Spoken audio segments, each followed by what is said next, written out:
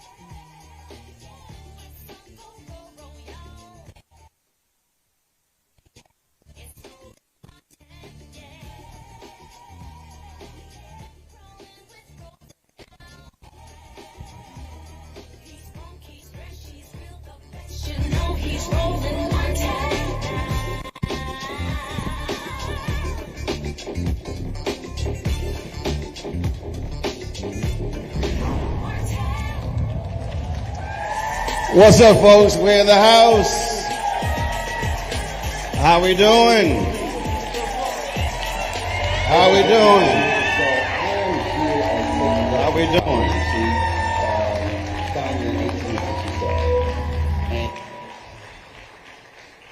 Good to see everybody here. Good to see everybody here. Y'all got it straight now? Y'all got it straight now. Y'all can hear me, right? But y'all got to kill that reverb, please. It is glad to be back in Raleigh. Glad to see all of you here. It was a few years ago when I spoke on campus. I was invited by Dr. Everett Ward, former then president of Saint Augustine.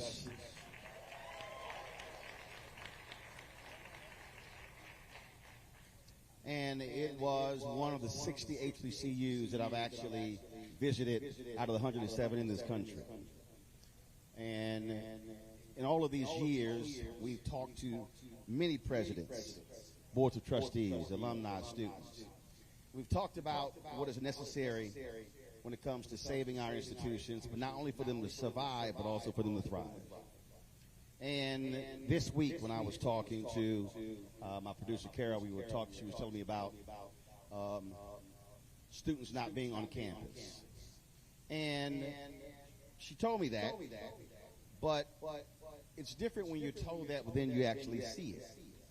So about an hour ago, before I came here, actually went by and shot this video here, so folks go ahead and roll it.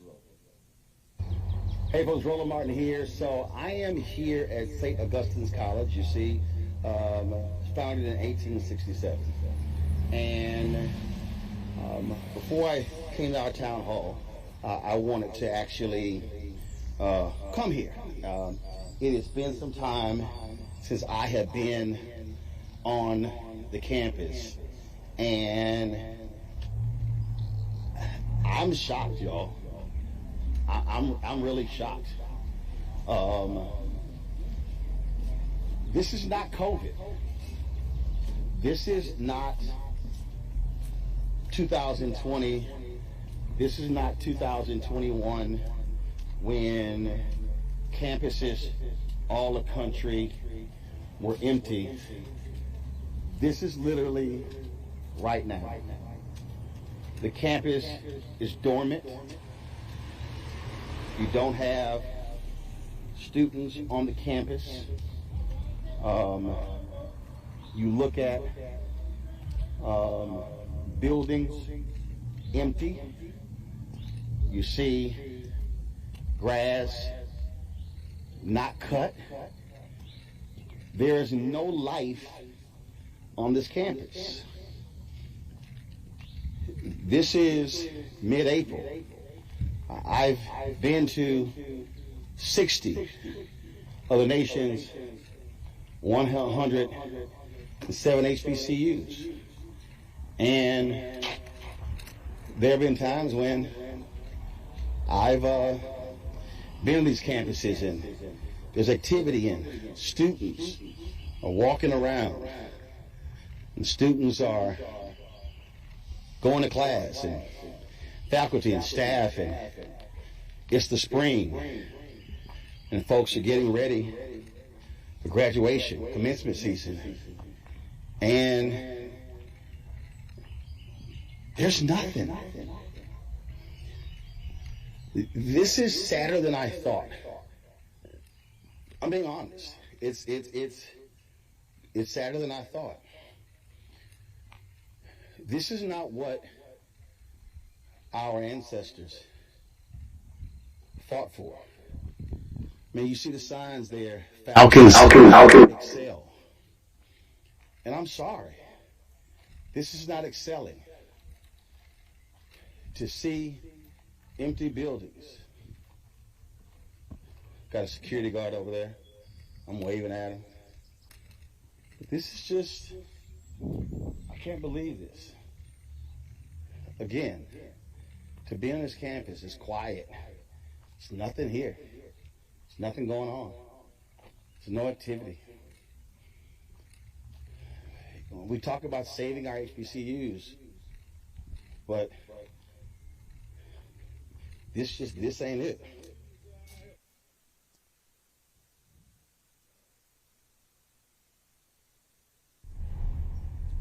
So, folks, we're live in Raleigh. For folks who are watching us in March Street Baptist Church, this is more video as I was driving along.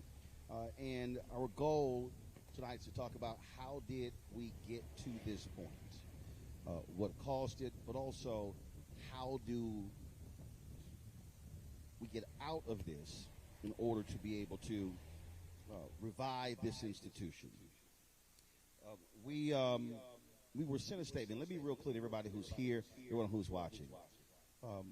For a period of time, we extended invitations to the university administration, to boards of trustees, to sit down, to come on the show, but to also be here. They declined those invitations.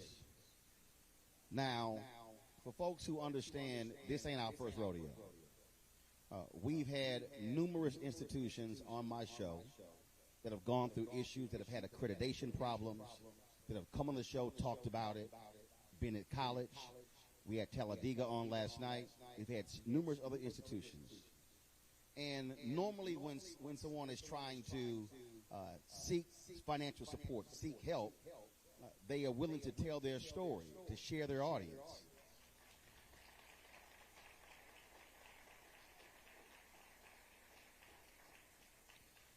So an email went out yesterday. I read this on the show last night. Email went out yesterday from the administration that said, "Dear alumni and friends of St. Augustine's University, we extend heartfelt appreciation to each one of you for your continued support, advocacy, and belief in St. Augustine's University. In light of the scheduled town hall hosted by the Roland Martin Show on Friday, April 11th in Raleigh, we would like to respectfully clarify that this event is not sponsored by SAU." Well, first of all, we never said it was. Neither the Board of Trustees, the University Administration, nor the National Alumni Association president will be in attendance. That is by choice. They were invited. It says, "We fully understand the concerns expressed by many within the SAU family, and we remain committed to providing accurate information and meaningful updates at the appropriate time." What other time is it now that's the appropriate time? Everybody, folks who are not here, you just saw that video. It is an empty campus. Buildings are shuttered. Grass is overgrown. What other time than now is it appropriate to explain what's going on? They then said, right now, our priority is focused on maintaining our accreditation through the SAC-SCOC arbitration process, securing essential funding to demonstrate our financial sustainability, supporting our students, especially those on the path to graduation on May 3rd.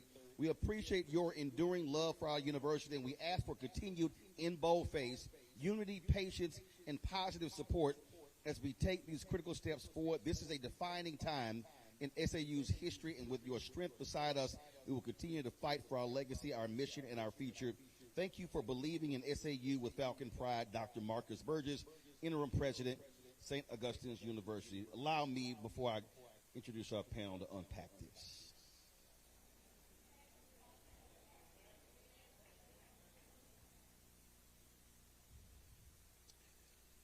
It was Ida B. Wells Barnett who wrote about lynchings, who said the way to right wrong is to shine the light of truth upon them.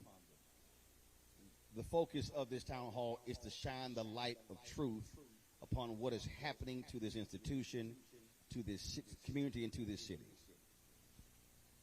And Dr. Burgess, to read a letter that says, securing essential funding to demonstrate our financial sustainability. How can you secure additional funding to demonstrate our financial sustainability when you have not demonstrated an ability to handle the existing finances?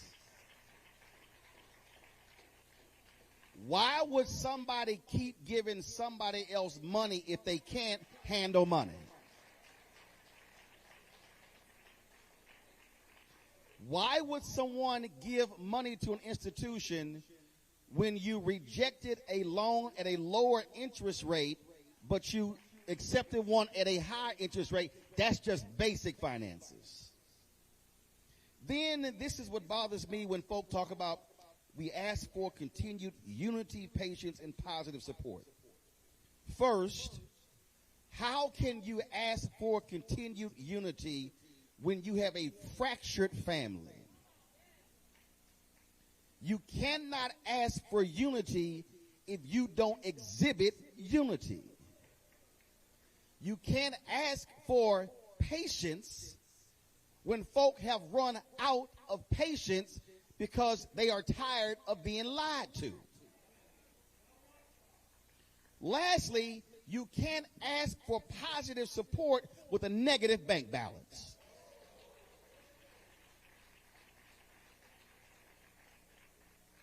There comes a time when black folk have got to stop saying, oh, don't be negative, be positive. But one cannot be positive when there literally is an empty campus 5 minutes away from here that shows no sign of life whatsoever. And when this board clearly has a history of not being able to run the university efficiently.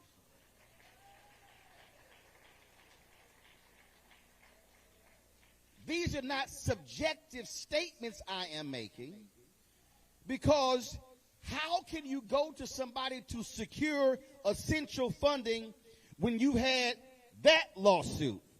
United Healthcare Insurance Company, that lawsuit. The state of North Carolina, County of Wake, Managed Professionals, Inc., plaintiff, Saint Augustine's. The state of North Carolina, County of Wake, Howard Faggins, that lawsuit. SBA Connect LLC, that lawsuit. Saint Augustine's, another lawsuit. That's legal fees, that's court costs, that's money that could be spent educating kids, but they're lawsuit after lawsuit after lawsuit after lawsuit. Anybody who gets sued that much should not be in leadership.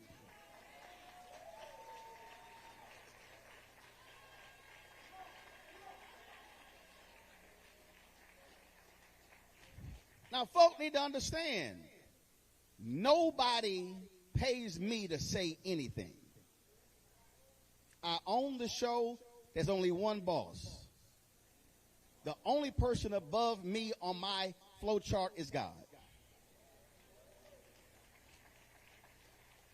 So what we are talking about here is a situation of numerous lawsuits, dilapidated buildings, 7 presidents, selling a radio station for $20,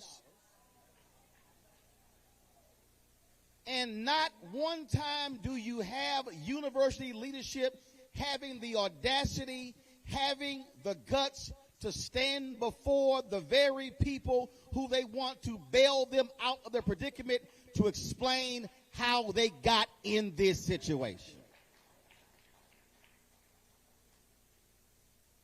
So our goal is to give folk an opportunity to express their concern, disdain, ask the questions, and also for the nation to understand what's going on, because this could be your HBCU next. We want to thank Dr. Sean Jerome Singleton and Martin Street Baptist Church for hosting us tonight.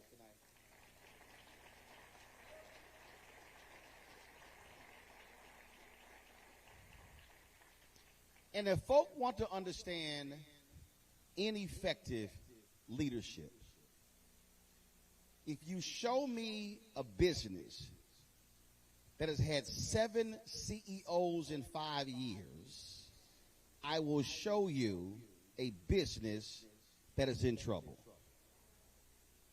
This school has seen Diane Bortley-Suber, Everett Ward, Gaddis Falcon, Maria Lumpkin, Irving McPhail, Maria Lumpkin, Christine Johnson, on and on and on. Leslie Rodriguez McClellan, and now Marcus Burgess.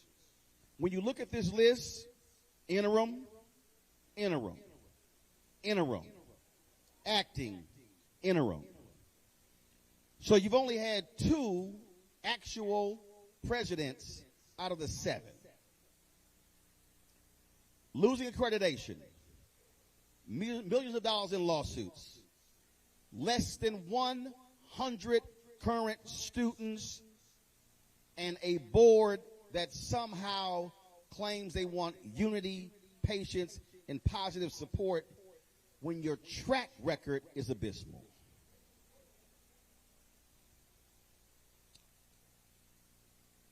I want folk watching to understand that we've seen this before with other HBCUs, and some of them no longer exist. St. Paul in Virginia no longer exists.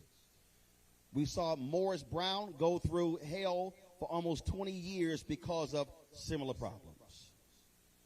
And so, if we are going to be real honest about what's going on, it requires looking in the mirror and challenging folk who look like us, who claim they love the school they actually finished from. I do get a kick out of the fact that the board sent us a letter asking us not to use, respectfully, not to use the logo on our flyer. Pastor, I don't mean no disrespect. My wife is a minister as well, but I was like, y'all go to hell. I ain't doing that.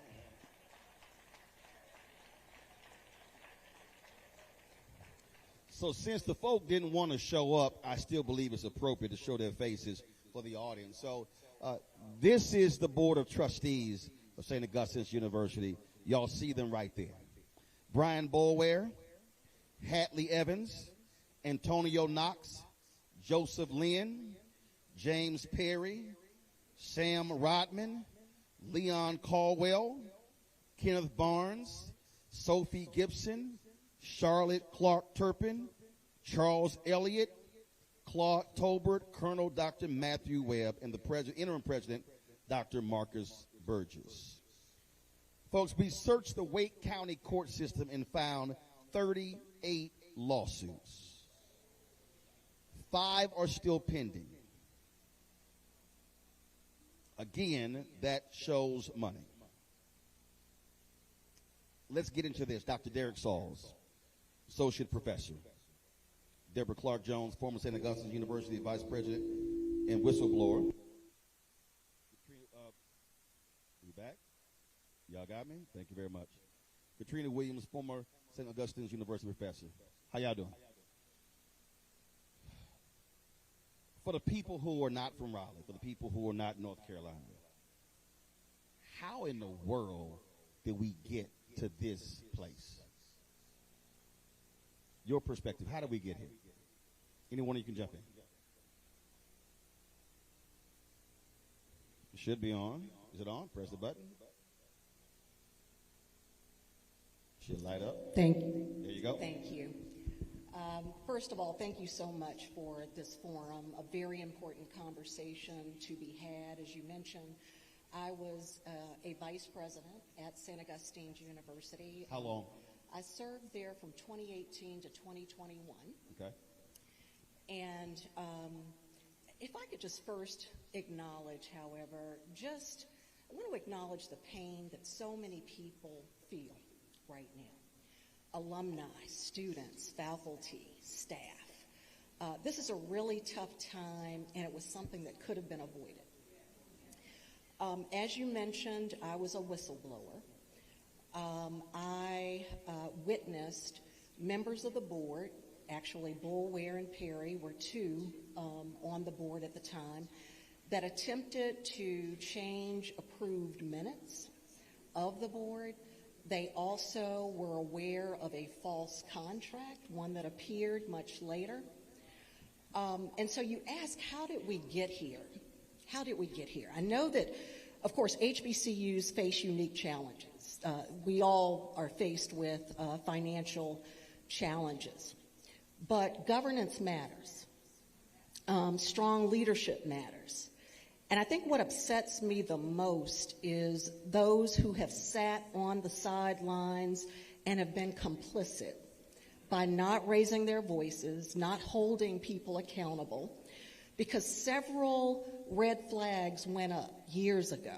There have been votes of no confidence. There have been letters written by former administrators, attorneys, and no one did anything. No one did anything. And that's why I say this was all avoidable. And we didn't have to show up here. For the folks who don't understand, first of all, this is a private institution. And explain the governance. Does the board report to anybody?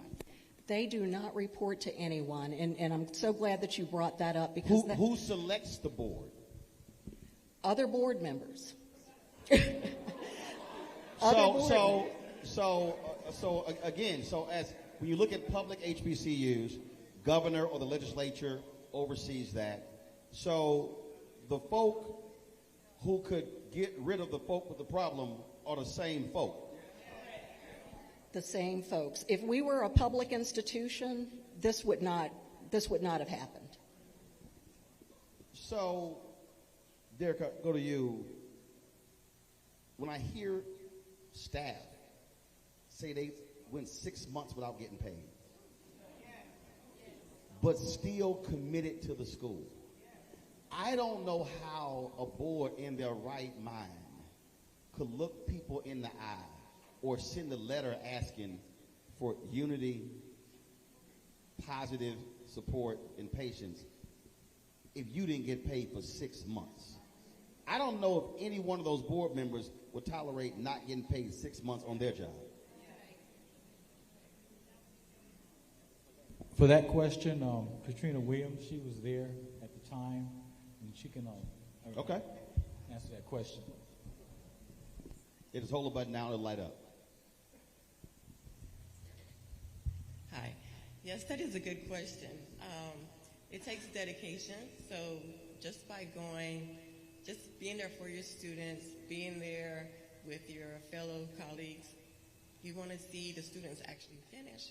Also, by me being an alum of an HBCU, I wanted to see other students actually finish from an HBCU. Where'd you graduate from? Salem State University. And how long did you teach here? 17 years. 17 years. And when did you leave? Last August. Last August. What was the final straw for you? Well, I wasn't asked to return in August. What were you teaching? Different health and physical education classes, Okay. some education classes. You asked not to return. Well, no. Actually, I had to go to, at first I was told that the contracts are coming, and then when August came around, I didn't hear anything. I ended up going to the school and asking, am I getting a contract or not? And so from there... So you're waiting for a contract, and you're waiting, and you're waiting, and you're waiting. School year approaches, and you still haven't heard anything. No. The only thing that was said is that they were making cuts.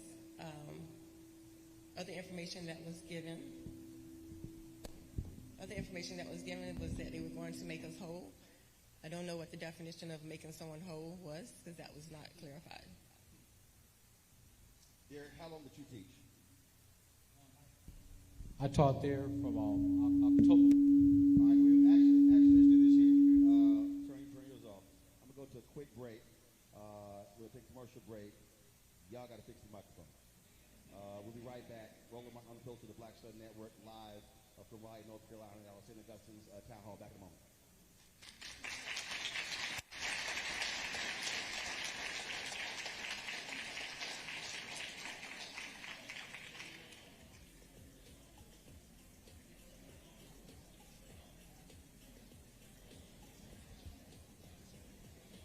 Okay, all of them are on. So y'all got it figured out? All three are on.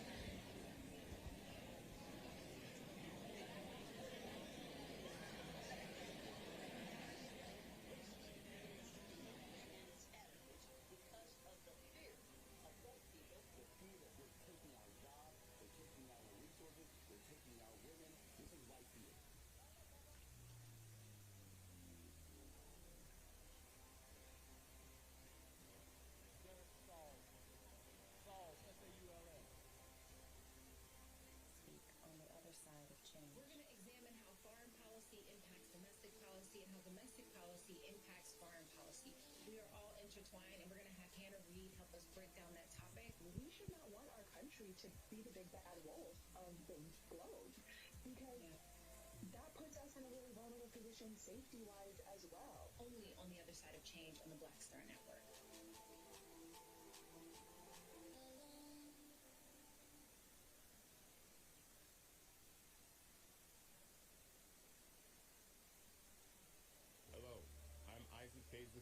Founder and CEO of Fanbase. And right now we're accepting investors in our $17 million round to revolutionize the future of social media. Today, for just $399, you can own 60 shares of stock in Fanbase at $6.65 a share. Go to startengine.com/fanbase and invest today. While the big platforms have grown too massive and disconnected from their users, Fanbase is building a platform where creators and users truly come first. We've already raised $8.6 million from everyday investors who believe in this vision, and now you can join them. This is your chance to invest in a social media tech company with over 1 million users that is disrupting media by allowing anyone to reach all of their following and monetize their content from day one. The market is changing. Big platforms are failing to serve their users, stepping up to fill the gap. Don't wait until it's too late.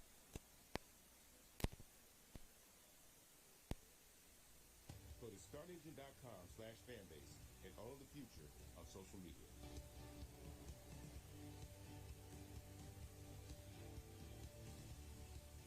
We talk about blackness and what happens in black culture. We're about covering these things that matter to us, speaking to our issues and concerns. This is a genuine people power movement. A lot of stuff that we're not getting. You get it. You spread the word. We wish to plead our own cause. voting for us. We cannot tell our own story if we can't pay for it. This is about covering us. Invest in black-owned media. We don't have to keep asking them to cover ours. So please support us in what we do, folks. We want to hit 2,000 people, $50 this month, raise $100,000. We're behind 100,000, so we want to hit that. Y'all money makes this possible. Check some money orders. Go to P.O. Box 57196, Washington, D.C. 20027-0196. The Cash App is $RM Unfiltered. PayPal is R Martin Unfiltered. Venmo is RM Unfiltered. Zelle is Roland at RolandSMartin.com. He's very upfront about this. We'll talk to Corey Robert next on The Black Tape with me, Greg Carr, the enigma of Supreme Court Justice Clarence Thomas. What really makes him tick? And what forces shaped his view of the world, the country, and black America? The answer, I'm pretty sure, will shock.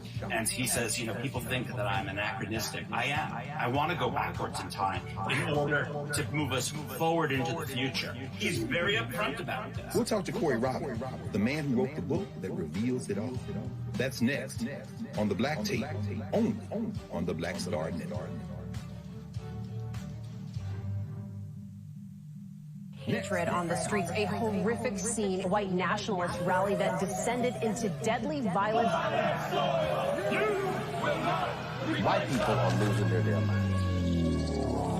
As an angry pro-Trump mob storms the U.S. Capitol. We're about to see the rise of what I call white minority resistance. We have seen white folks in this country who simply cannot tolerate black folks voting. I think what we're seeing is the inevitable result of violent denial. This is part of American history. Every time that people of color have made progress, whether real or symbolic, there has been what Carol Anderson at Emory University calls white rage as a backlash. This is the rise of the Proud Boys and the Boogaloo Boys. America, there's going to be more of this. This country is getting increasingly racist in its behaviors and its attitudes because of the fear of white people. The fear that they're taking our jobs, they're taking our resources, they're taking our women. This is white fear.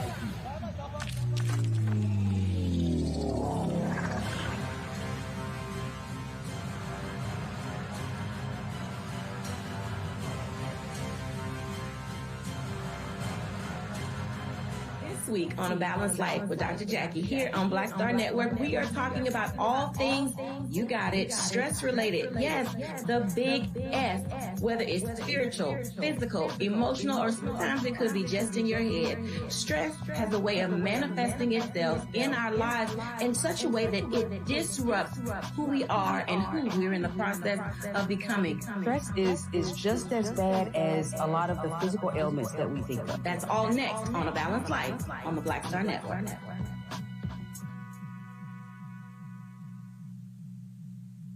This week on The Other Side of Change. We're going to examine how foreign policy impacts domestic policy and how domestic policy impacts foreign policy. We are all intertwined, and we're going to have Hannah Reid help us break down that topic. We should not want our country to be the big bad wolf of the globe because that puts us in a really vulnerable position safety-wise as well. Only on The Other Side of Change on the Black Star Network.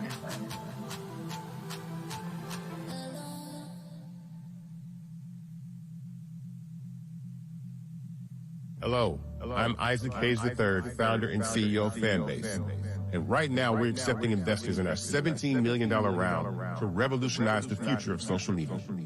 Today, for just $399, you can own 60 shares of stock in Fanbase at $6.65 a share. Go to startengine.com/Fanbase and invest today.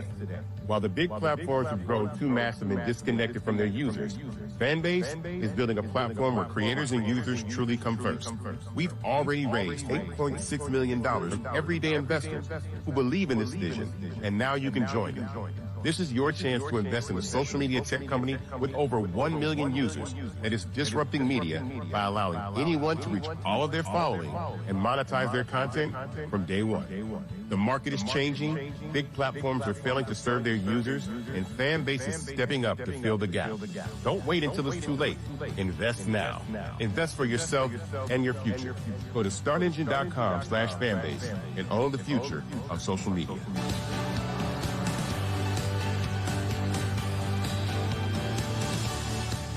hatred on the streets, a horrific scene, a white nationalist rally that descended into deadly violence. White people are losing their damn minds. As an angry pro-Trump mob storms the U.S. Capitol. We're about to see the rise of what I call white minority resistance. We have seen white folks in this country who simply cannot tolerate black folks voting. I think what we're seeing is the inevitable result of violent denial. This is part of American history. Every time that people of color have made progress, whether real or symbolic, there has been what Carol Anderson at Emory University calls white rage as a backlash. This is the rise of the Proud Boys and the Boogaloo Boys. America, there's going to be more of this. Where are all the Proud Boys, This country is getting increasingly racist in its behaviors and its attitudes because of the fear of white people. The fear that they're taking our jobs, they're taking our resources, they're taking our women. This is white fear.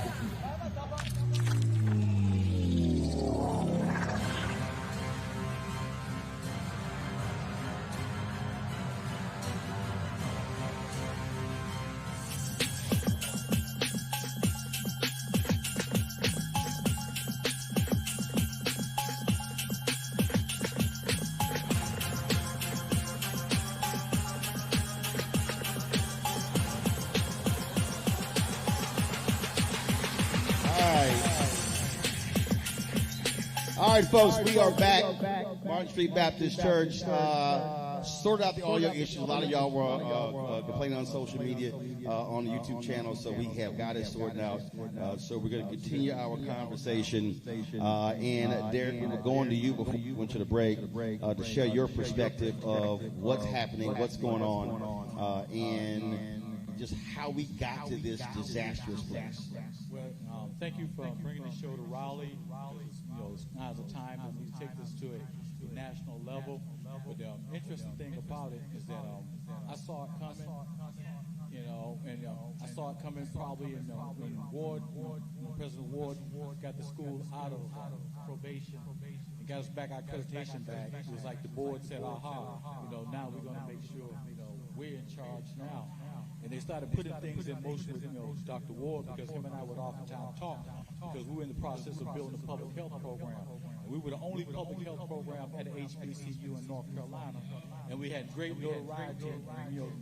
Truth be told, when COVID hit, we had 5 of our students who graduated and went out with contact tracers. So we were credible. We had a lot of them go to graduate school. So when building the program with Everett Ward, he said we got to have service outside the gates. All of a sudden, I saw the board take a turn, on him, and they had a knockdown, drag-out board where the police had to be called in. And I said, this is not right. So then Ward came back and said, I see where they want to fire me, so I think it's best I just go ahead on and tell them, I'll be, resigning. So what was the drama? I mean, because again, if you get accreditation restored, and then you're going back on the right track when it comes to finances, what you don't do is invite drama. What was the issue? The issue was the fact that they wanted, the board was violating SACS chapter 4, where they're there for governance, they're not there for everyday oversight. So let's put a pin in that one. And that particular point right there is the greatest problem, not just with HBCUs, but with a lot of our black organizations. A board of directors has a fiduciary responsibility. A board of directors is supposed to work with the president.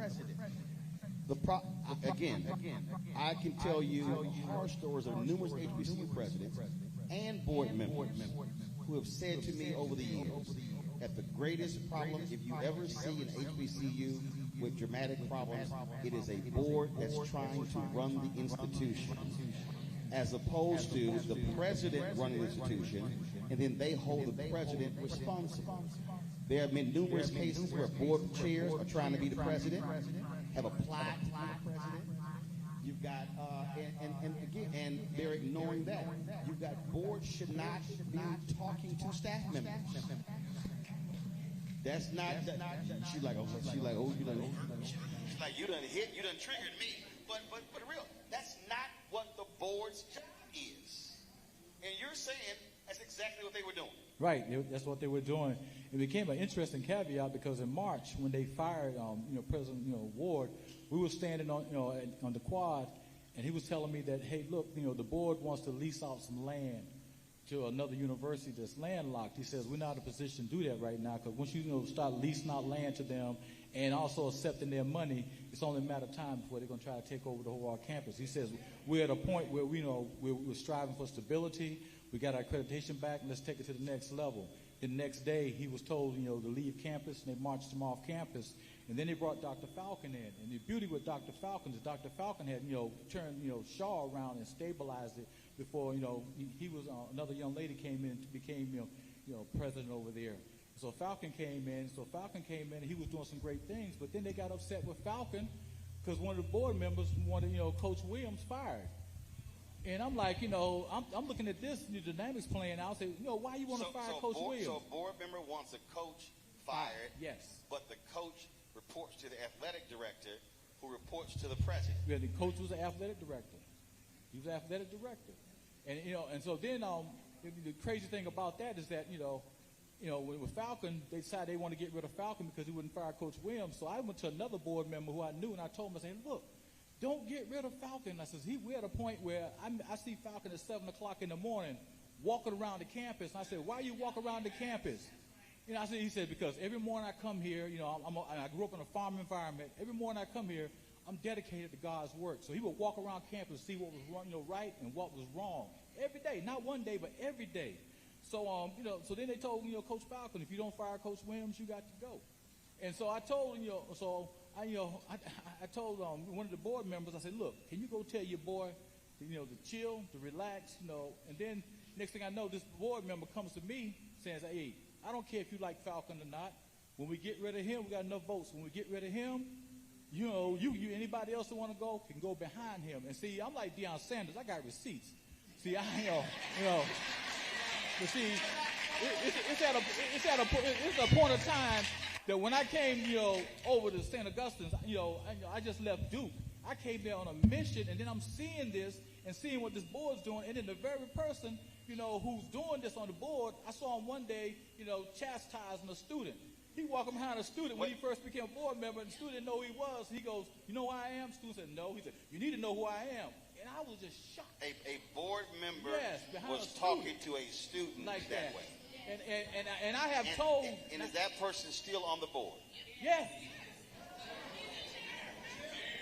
And the thing about it is that I have verification because when these things happen, I sit down with people and I tell them, hey, look, this is what's going on. Because like, with Deborah here, I started seeing things happening. And I told her, I said, look, I know your father was my mentor. He's like a dad to me. I grew up with the family. And I said, your mom was here. I grew up with your mom. Mom here. I said, something's just not right with this. So she did her soul searching, and she became a whistleblower. I know she probably agonized, but it was the right thing to do. Right. And so I would go around telling people, I said, this is not right. That's not right. But the problem was, everybody talking about, well, I want to hold on my job. I don't want to be a snitch. It ain't about snitching. It's about thinking there are thousands, probably millions of young people who need HBCUs. Right. Because what happened in the state of North, I studied. The state of North Carolina said, okay, now you got to have a 2.75, to go to UNC system. Okay, now they can't get into any, black HBCUs with less than a 2.75, but some of the kids in high school, they had to work. One girl came to me, she had a 1.75, and she wanted a scholarship in public health. And I told her, I said, I don't know if I can do that because we have a 2.5. And she said, well, please, Dr. Sauce, I had to work while I was in high school. We helped the family out. Because some of the kids are getting refund checks to send them home. The story needs to be told that we're going full circle with our families. We're trying to get to the point, and somebody mentioned earlier, we still see those little old ladies wheeling up in wheelchairs at graduation and said, that's my baby. So that's where we're at. But when I saw this board member, he came after me wholeheartedly. I got a USDA grant. Those great vineyards on the campus, I planted those. And I said I'm planting them because because if you go and you look at Saint Augustine's was a venter. See, you know the history. So I planted grapevines because I said it's going to be a teaching situation where all of a sudden we're going to go back to being healthy and take Saint Augustine University back to the original agricultural roots because we're going to know what we need to eat. But then, then the board member got mad at me one day and said, I can get MPI to go out there and tear up all those grapevines. So then I had to go to Dr. Lumpkin at the time. So Dr. Lumpkin, I'm going to tell you like this.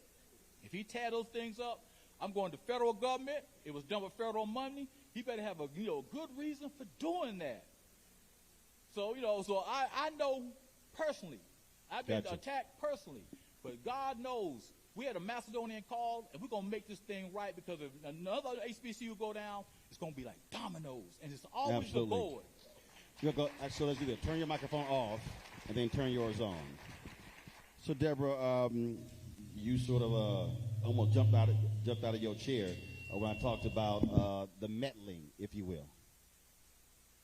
Yes. Normally when we think about board members trying to run an institution, we think about board overreach, right? Board members getting involved in the operations. What we're dealing with at Saint Augustine's is far worse than that. We're dealing with board members who bring vendors up from Atlanta, Georgia, with no bidding process, insisting that the administration use them. We have board members who bring firms from Atlanta, Georgia up to Raleigh as if there aren't enough firms here locally. We should be supporting the local economy.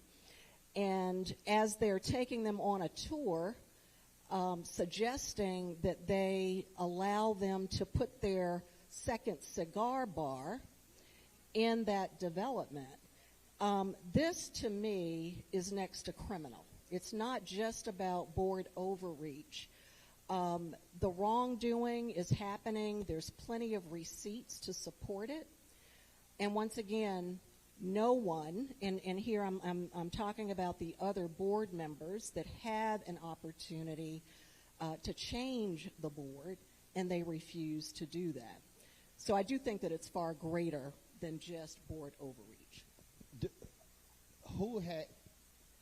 Is there an accurate number of how deep in the hole this university is in?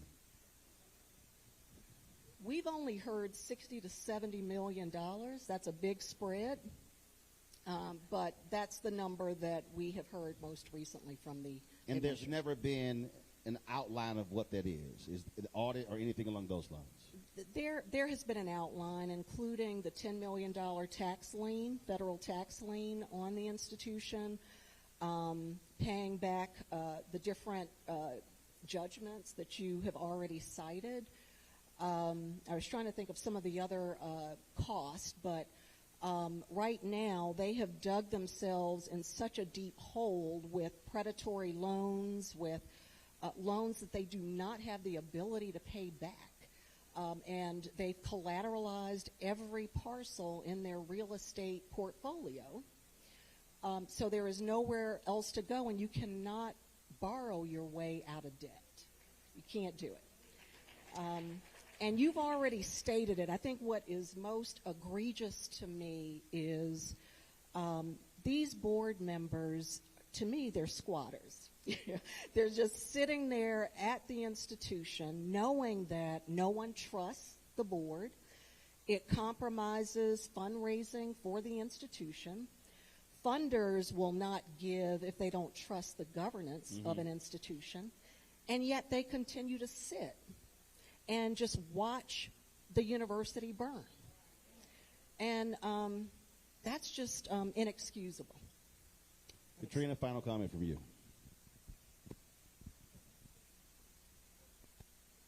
We're going to use the same microphone. We know two mics work.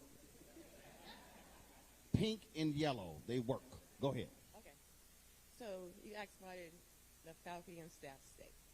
Well, I was saying it was because... Hold it right to your mouth. There you go. Okay. I was saying it was because of dedication, but also many of the faculty and staff didn't get the same interaction as Dr. Sauls received, like with board members. So we were in the blind. And so when you're in the blind, you go on by what your leader says, and you want to be able to trust your leader. So if your leader is saying, hold on, keep steady, that is what the faculty and staff was doing. But then, as staff and faculty, if you have a question, you cannot get answers. For example, with me, I've been having insurance issues since I got there. And so For all 17 years? No, not all 17 years. I'm about to say. But for several years, even when Dr. Ward was there and we had Guardian as an insurance, I went to the dentist and the insurance money was coming out of my pay, but Guardian never received a penny. And so I had to pay that bill. Insurance money's coming out your check, but when you go to the dentist, they like, no, you got to pay yourself. Yes. Wow. And then just here recently, last year, insurance was paid up until January. And so we were told that we will be our insurance will still be covered all the way up until the end of July 31st. Well, all the doctor appointments that I went to from January all the way up until July, I am now responsible for those bills. Wow. All of that is absolutely hard. Appreciate all three of you sharing your story. We're going to go to a quick break. We come back. We're going to talk to students. How are they being impacted by what is happening here at St. Augustine's University? We're here with our town hall here, folks. Martin Street Baptist Church. We'll be right back. Roland Martin Unfiltered, right here on the Black Star Network.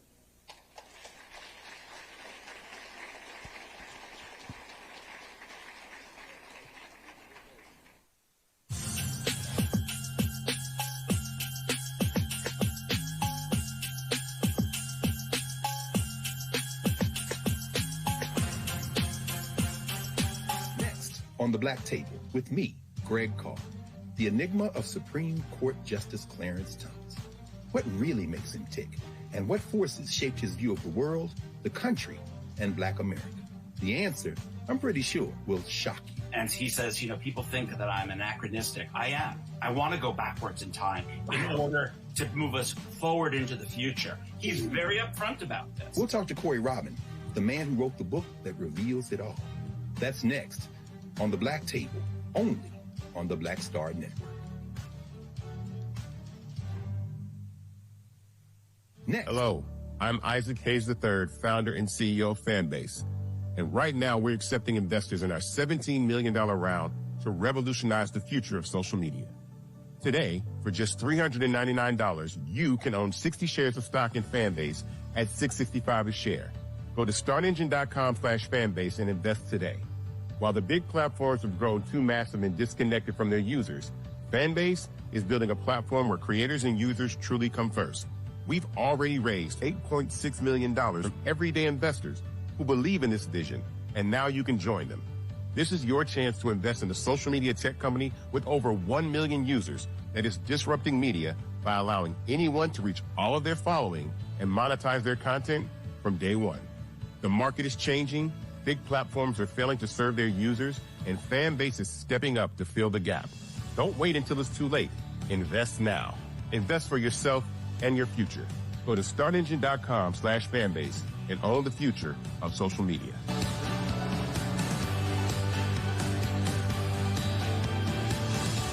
Russell L. Honoré, Lieutenant General, United States Army, retired, and you're watching Roland Martin Unfiltered.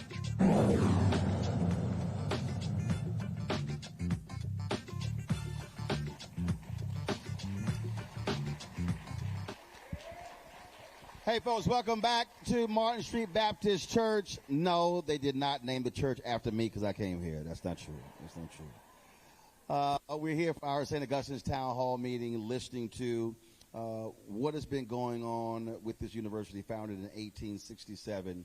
And the thing I think we need to understand, and I said it in that video, here's an institution founded 2 years after the end of slavery, a period of reconstruction, going through Plessy versus Ferguson, going through Supreme Court decisions, going through 92 years of Jim Crow, going through the Black Freedom Movement.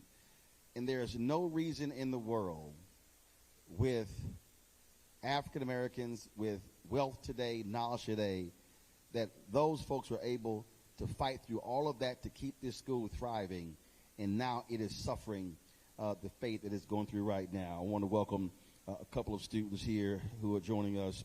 Devaron Benjamin Jr., Devaron Benjamin Jr., former Saint Augustine University student, and also Bishop, also a graduate. So glad to have both of you here, gentlemen. So, first of all, conversations you're having with your fellow students. What are they saying? What are they expressing? What are they feeling? Student body less than 100? Speak to that. Everybody's hurt. That's the best way. Are we on? Is the microphone on? Make sure it's on. Lit up? Cool, go ahead. Everybody's hurt. Y'all can hear me? There you go. Doc, you got talking to it. All right, boom, my bad. Yeah, everybody's hurt, basically. That's the best way you could put it in simple terms. But in long term, to us, this is a second chance school. So we came here because we might have messed up somewhere or because we didn't have anywhere to go, basically. Mm-hmm. And when St. Aug put a lot of effort into getting us there and no effort into keeping us there. So, thank y'all. So when we get there, we're expecting to make a change. A lot of, not me personally, but a lot of us come from like low income areas. So we're getting there trying to make a change. And then we get there and it looks too familiar. It looks just like where we live from. And it has nothing to do with us. We came here with a goal to graduate, to get out and do better for ourselves. Right. But when we get there, we get gaslit. We get told that the reason we're acting like this is because basically where we're from and like we don't care about the school. But the leaders don't care about the school. So we're following the leader who does not care about the school. So it frustrates us, and a lot of us couldn't finish. We had to go back, including me. I'm struggling myself. I transferred, and it's to a point where I can't get out of bed to go to class sometimes. How long were you at St. Aug? 3 to 4 years. 3 to 4 years? Yes, sir. And you transferred where? To A&T University. To A&T. Thank y'all. How far are you away from graduating? So now I'm a sophomore. Yeah. So how? So apparently St. Aug wasn't keeping up with the credits. And the way wait. You were here 3 or 4 years, and you transferred to North Carolina A&T, and you're a sophomore. So yes, they not only weren't keeping up with credits, but like the other curriculums in the school. So A&T went to a different curriculum to make sure that A&T people can be successful because they seen holes where they were, and they made sure to fix it. So when I went there, first off, for the people who are watching, when you transfer, you don't necessarily transfer all of your credits. It has to be accepted by that particular university, and so a significant number of your credits exactly can't transfer because of the classes. And also, they held my credits. That's another side of it. Initially, I thought I had a good amount of credits, and they were trying to make me pay for credits that I never had to pay for. They put me in debt when I left, but the whole time I was there, I was never in debt. So it went from 0 to like 12 to 20 to the numbers kept fluctuating thousands of dollars when I never had any debt at all in the first place. So, wow. Landon. My experience is a lot different but similar. I graduated a little earlier than him. When? So my year was 2020, COVID. That's when I graduated. Mm-hmm. I started 2017, and I came from a community college. Just to give you a heads up too, Mr. Martin, I'm from Raleigh. Okay. My grandmother is down the street from Saint Augustine, was the first black woman to be a captain of women's prison. That's who raised me. So I went to St. Aug.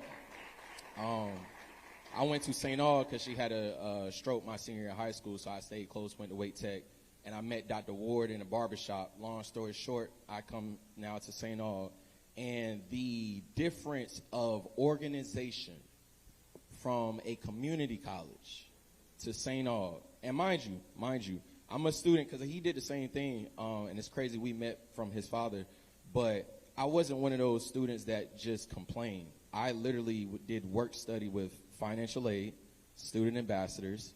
I was in a WAUG radio station. I used to host the pep rallies. I've done almost every. I was an RA, and I was in the business office where they BOA stamp you before kids are coming in. So basically, you saw how the sausage is made. I seen everything. And I take it was so bad, that's why you got them shades on right now. I seen everything.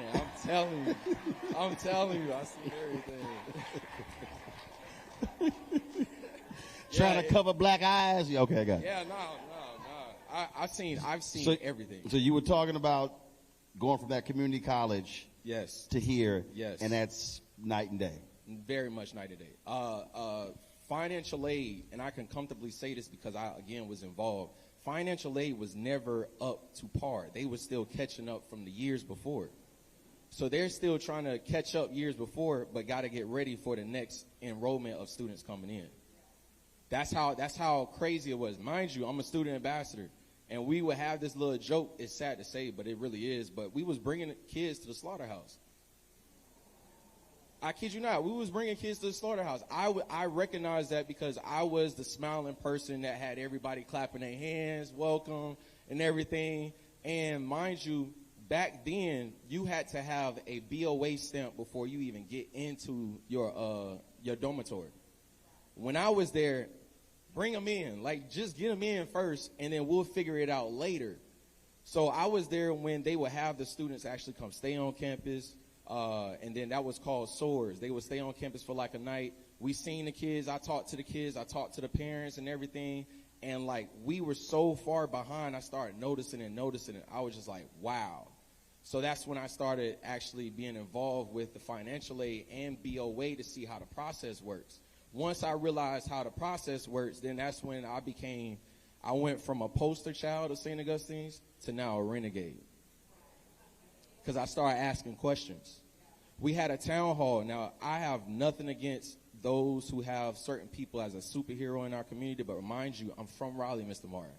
So people that I've seen, I just so happen to know I got a different vibe and feel at an institution in my backyard. We had a town hall meeting with Dr. Ward. It was a last-minute town hall meeting. We had the town hall meeting. Everybody's asking questions, and none of the answers are coming from Dr. Ward. So we're like, okay, one of the biggest things for us is like, why are we paying $2,500 for student activity fees and we don't see no activities? Like, we can't even park in certain places. The only time and this is how I met his dad, Deveron. I vouched to the alumni. I'm like, the only time we see a spirit on campus is homecoming. After that, campus is dead. So I asked Dr. Ward, I stood up and I said, Dr. Ward, and this is verbatim, I said, Dr. Ward, with all due respect, what is it that you really do know? And some of y'all said, so you can imagine Dr. Ward was like, and it was never out of bad intentions, y'all, at all. I'm a student. At the end of the day, I'm living through these experiences like knowing a lady fell through the floor type experiences in our dormitory. And she had to crawl out the crawl space, Mr. Martin. And they offer her lunch. Not insurance, nothing like that. But I asked Dr. Ward, I said, what is it that you do know? Because it's like all our questions are not hitting. And he said, well, you stand up since you're a son. We are all sons and daughters of Saint Augustine's University. That's how he talked. He cool, though, for real. But he said, what would you do? I said, Dr. Ward, I would have a conversation with these students. You're not living in these dormitories that don't have no heat in a freshman building. How many times? You was in Latham too, right? They still didn't have heat and had situations like that. And I graduated already. Yeah, you got mold situations. You got the floors are caving in that literally a senior citizen lady who was over the dormitory fell through the floor. You have fried chicken Wednesdays and they would fry fish. The tag is still on the fish when they put it in the grease. I done seen it all. That's all I can tell you. I done seen it all. Deveron, the thing here is that what really jumped out when you talked about you're trying to play catch up. And the reality is you can't outrun that debt. And at some point, and then it's exacerbated when you keep having new leaders. What years were you here? I believe I started, was it 19? 19 to 19. So you started in 2019, left in? I think it was like 22 or 23. 2022, 23. When you started seeing these president, interim, what were students saying? Because I'm sure they're like, wow, another president?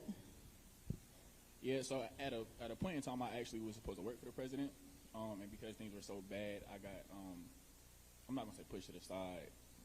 It was COVID, I'll put it like that, so they didn't really have space. The students were confused, for lack of better words. There's, we didn't see one leader. That's the best way I could put it. We didn't know who or what to follow, which also goes back to what I had said earlier. It really, that's the word, confusing. What are the current students, what are they saying in chat rooms? What are they saying in conversations? Are they just like, I'm just trying to get this sheet of paper and get out? I can't speak for the current students. I can say that was the goal for everybody when we were there, though. Nobody at a point wanted to graduate from St. Aug because it was hard. Like he said about the dorms, my senior year there, I got basically kicked out of my dorm in Latham. No, it wasn't. It was Fallcrest. That's like the upper dorms, basically. I had the GPA for it. I made Dean's List, the whole nine. And when I got there, I didn't have a lock on my bathroom door. So I didn't feel comfortable staying there because of the culture of like where it was. And I asked them multiple times, like, can you just fix it? One day I got back and there was somebody else basically living in my dorm, and they told me I had to go back to Boyer. Boyer also at the time. Someone's living in your dorm room? So I took off my stuff out. One day I came back and there was somebody else's stuff in there. It was somebody else's stuff in there. I had a girlfriend at the time, and I was in her room more than I was in my upperclassmen room because I didn't feel comfortable. That's just what it was. So I also knew a freshman young lady. She came in on scholarship, and in the process, part of the process is they're supposed to just go to Fallcrest, which again is the upper dorms. She wasn't in Fallcrest at all. Her parents had to come. I think she was from New York or something. Her parents had to come down and flush them out because they was getting a runaround. Like he said, there wasn't any questions being answered. So she came in on full ride scholarship and was in one of the lower dorms. So they just really don't keep any promises. Do you believe that with all of this drama, it is going to be near impossible for them to get new students? Absolutely. And hear me from a student perspective. There's no culture being praised right now about St. Aug. How are you gravitating students? I was the person that was telling y'all, yo, come here. The reason, honest to God, the reason I came to St. Aug is because they told me, if you can get through St. Aug, you can get through anything in life. I kid you not. That so far has probably been the truth. But as far as a culture, when you go to an institution, you don't see that pride no more on campus. And that's what I was telling to the alumni at the time before I met his dad. Like, don't nobody see the pride here no more. Well, first of all, after today, there's nobody to see. Exactly. There's nothing to see. I mean, it is a ghost town. Right. And so I have, I pledged a wonderful fraternity, Kappa Alpha Psi. And I still have some young guys. Just keep in mind, without Alpha, you Kappa Psi. I already knew what you are. I'm just saying. I mean, it's a cute youth group. Never that. Just saying. Never that. It's all Alpha's good. A fraternity. That's a youth group. But go ahead with your point. Never that. Go ahead with your point. But to the point is though. Hey, he shouldn't have brought it up. It's all love. It's all love. It's you all can bring love. it up. I'm gonna shut it down. It's all love. It's all love. But to be able to. And then you came here dressed like a Sigma. But go ahead. I'm sorry. See, you shouldn't have brought it up. See, sorry. See, that's all right. I ain't sweating it at all. It's all love. It's all love. Go ahead. To across actually all. If now that we're speaking on that. To now look at all of the Divine Nine, did you know that some fraternities or chapters now have to give their chapter name if Saint Augustine's is done? So I have to deal with young boys, my young neos who cross, and I'm like, My goal to them the entire time, what are y'all doing? What's y'all game plan to get out of here? Y'all want to pledge, but y'all not thinking about y'all end goal of getting out of college. Right. Mr. Millett told me that every time. He was like, the goal ain't for you to stay in college and have fun. You need to find your way and get up out of here. Absolutely.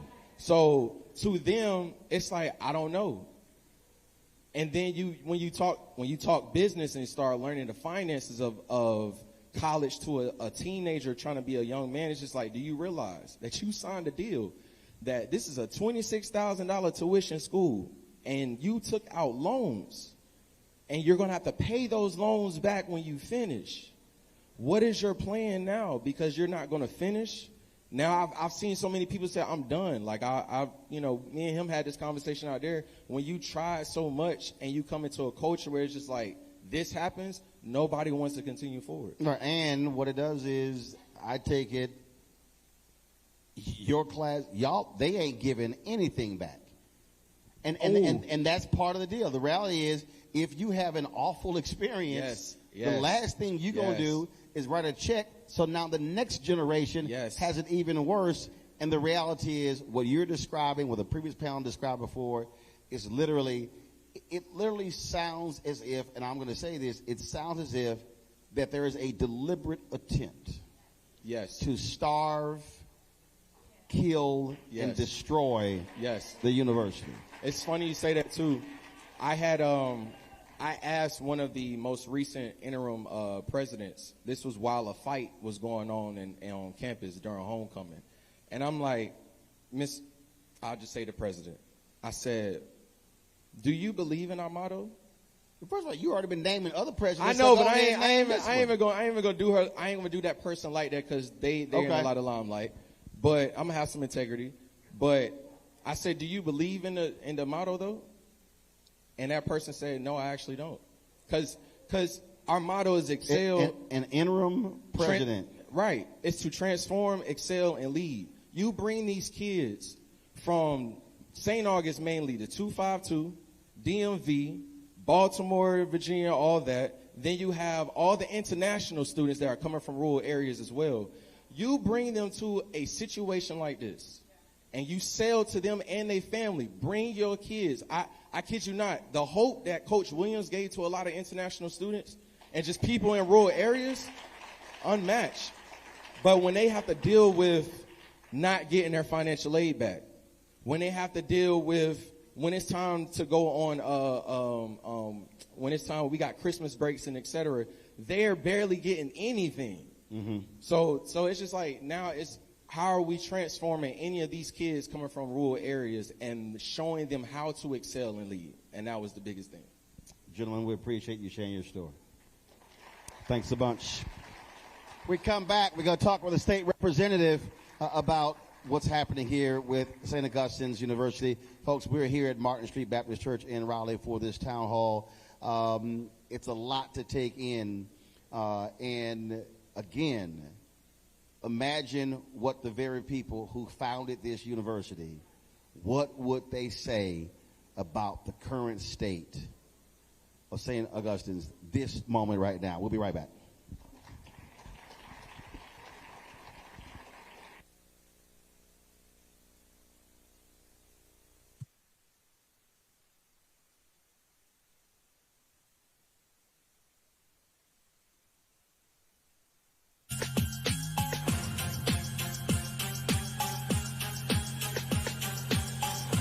Talk about blackness and what happens in black culture. We're about covering these things that matter to us, speaking to our issues and concerns. This is a genuine people-powered movement. There's a lot of stuff that we're not getting. You get it, and you spread the word. We wish to plead our own cause.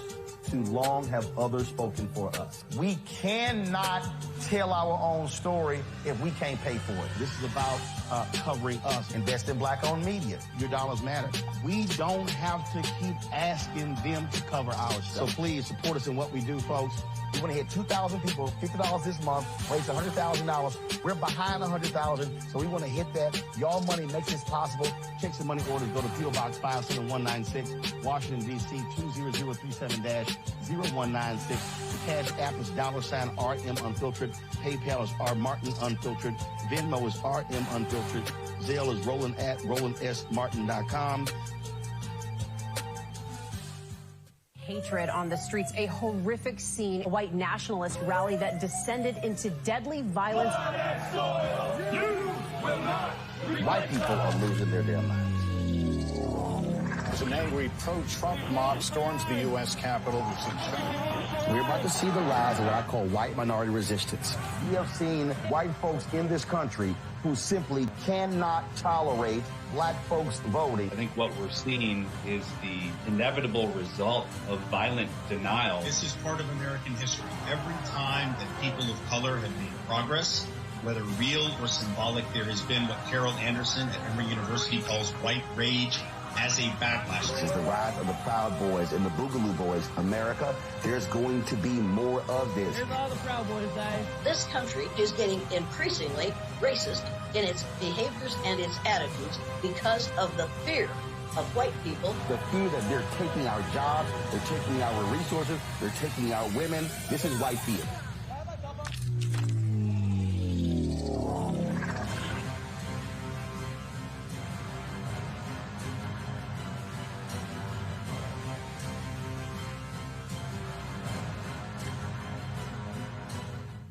Now that Roland Martin is willing to give me the blueprint, hey, Cyrus, I need to go to Tyler Perry and get another blueprint because I need some green money.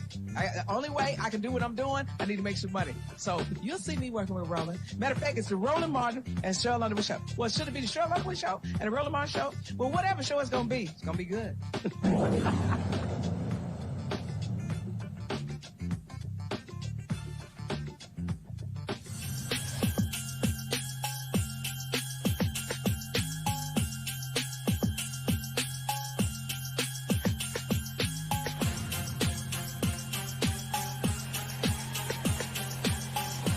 Folks, welcome back to Martin Street Baptist Church for our town hall. Saint Augustine University here in Raleigh, North Carolina.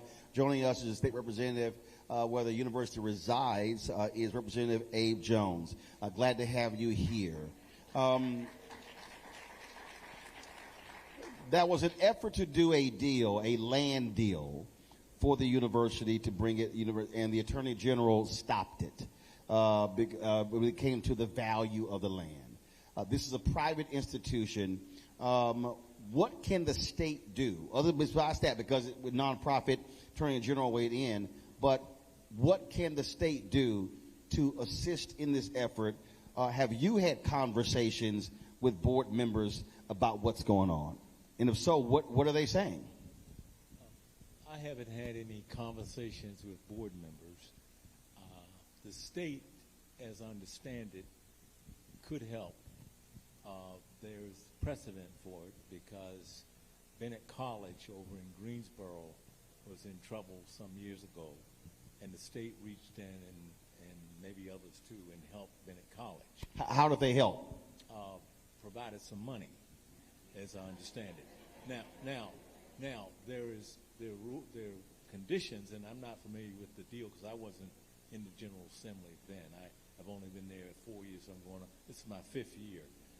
But I have talked to the senator that does represent that area, and she told me that Bennett College did get help. Right. Now, in return, they have to submit to annual audits. Right. And there have been 5, as I understand. And there were certain conditions. They didn't share the conditions with me. However, what I want to do is find out what happened. No one's explained to me how the car got run into the ditch, so to speak. Right. And it's hard to go to my fellows and my fellow members and ask for money for a great institution that has a great history and not know what happened. Okay, so with that being the case, have you, the state senator, city council members, county commissioners, mayor, consider putting together a political delegation and calling the Board of Trustees to that meeting to explain what's going on? I have thought about it, and I don't know if it can do it unless... Hold it up. I've thought about it, but I don't know if it can be done until I get the agreement that someone will tell me what happened. No. But here's my whole point. Here's my whole point. You as the state rep, the state senator, the county commissioner that oversees the area, the city council member over that particular area, as a coalition, send that letter saying to the board, y'all are demanding a meeting with the Board of Trustees where they explain to y'all what is the plan of action to deal with these problems. They need to explain to y'all what goes on, because whatever decision they make has an impact on that land in your district. And if they tell y'all to go to hell, then we really know what's the problem. I mean, so my deal is, let's not think about it, let's do it. Well, I understand your question. The problem is I understand the question, but you can't force anyone to do anything. No. You can't force. You can't force. You can ask them. No. But here's my whole point. You can't force, but if you are an elected official overseeing that area, if they have issues with crime in the area, they have to go to the city. Correct. If they have issues with roads, they have to go to elected officials. So it's not like, even though that's a private institution, also they are a nonprofit. The state has governance over nonprofits. And so what I am saying is the political leadership needs to operate as a coalition and demand a meeting with the board chair, the full Board of Trustees, and the president to lay out to you what happened and lay out what is your plan to fix this, because your constituents are not happy. That has to happen.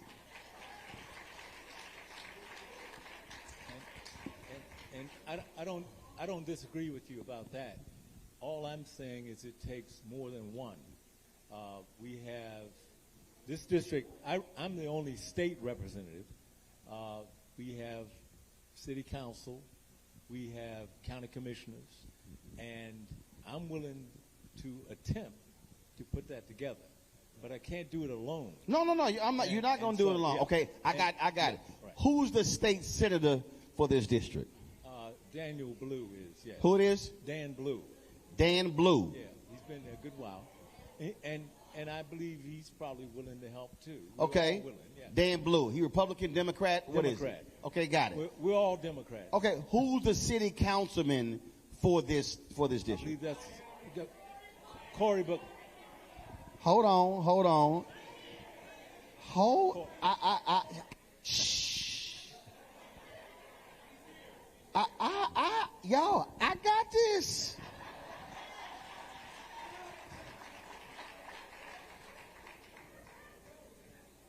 The councilman's here. Yes. Come here.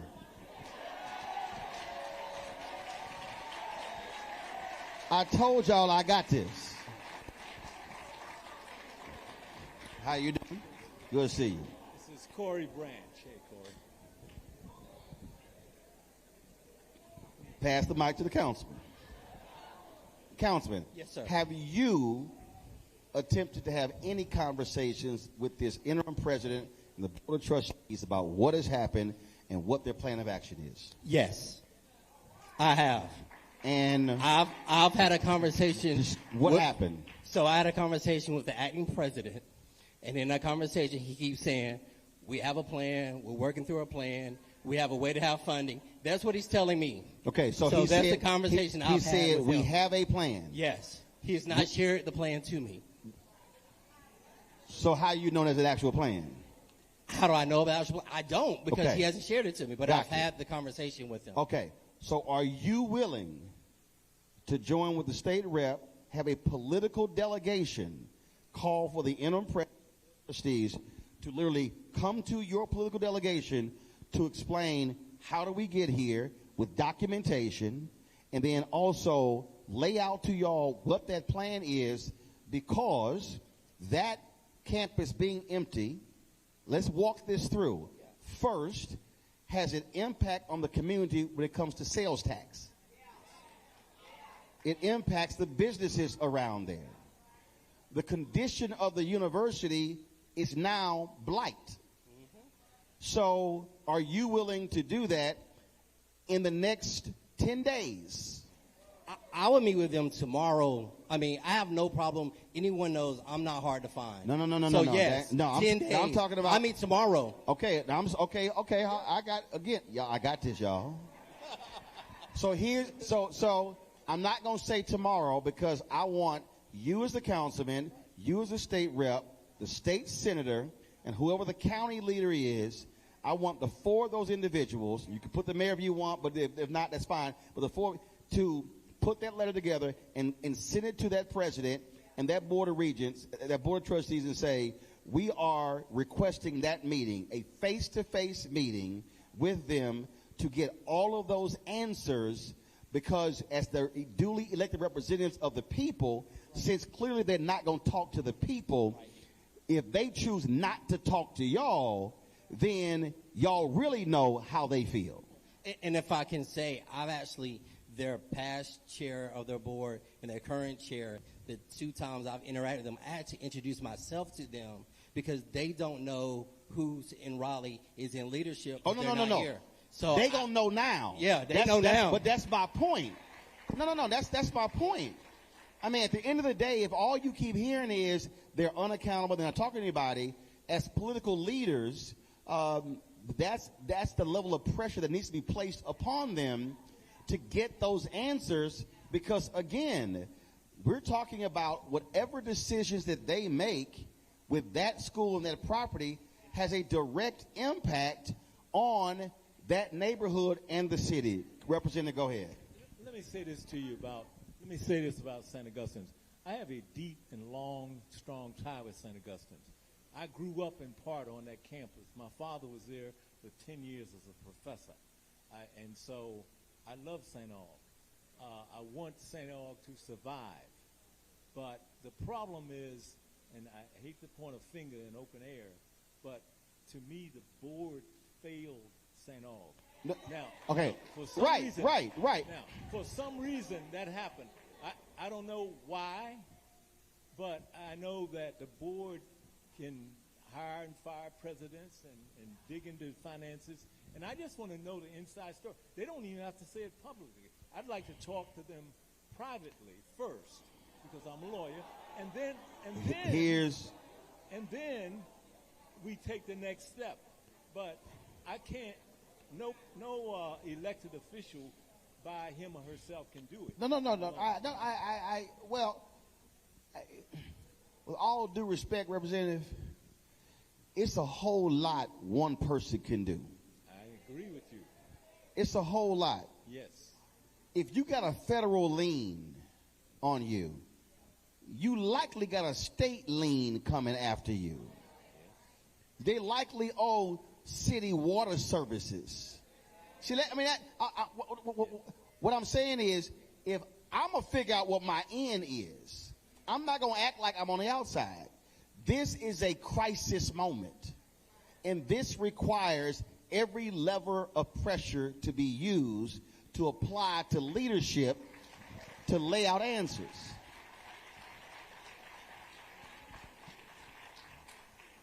So, leaving here, I believe the 2 of you communicate with the state senator and the county commissioner, and the 4 of you in the next 10 days, 7 to 10 days, get that letter to them requesting that meeting, and give them a deadline to respond. Not open-ended. Make it clear y'all want that meeting in 10 to 14 days, and bring all the documentation with you. That has to happen because they just can't continue with, well, they're working on it, let's have a unity, positive, and all that sort of stuff. No, that's all words. All of those words will not solve the fundamental problem of this university literally on the brink of extinction. And I agree with you. And So we good? We're good. Somebody did a horrible job of management. Oh, it's obvious somebody did a horrible job. Right. And we have to get to the bottom of it. Yes. But it takes... Speak right to the microphone. No, speak it to the microphone. No. Pull up closer. There you go. I agreed with you, and I'm willing to be one of the people to help solve it. All right, so here's the deal. Y'all going to get with the state senator, the county commissioner, joint letter in the next 10 days, give them a deadline, when to meet, and y'all let me know if they say yes, yay, or nay. Cool? All right. I appreciate it. Thanks a lot. We're going to go to a break. We come back. We're going to talk with some other folks, the community impact of what's happening with St. Augustine's. You're watching Roland Martin Unfiltered right here in the Black Star Network.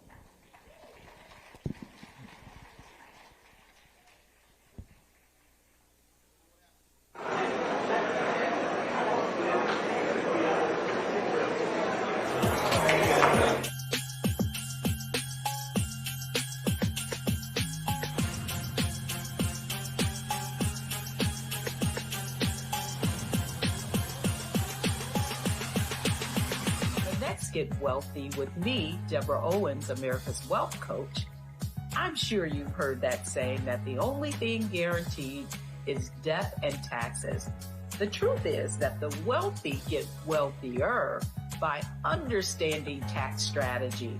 And that's exactly the conversation that we're going to have on the next Get Wealthy, where you're going to learn wealth hacks that help you turn your wages into wealth. Taxes is one of the largest expenses you ever have. You really got to know how to manage that thing and get that under control so that you can build wealth. That's right here on Get Wealthy, only on Black Star Network.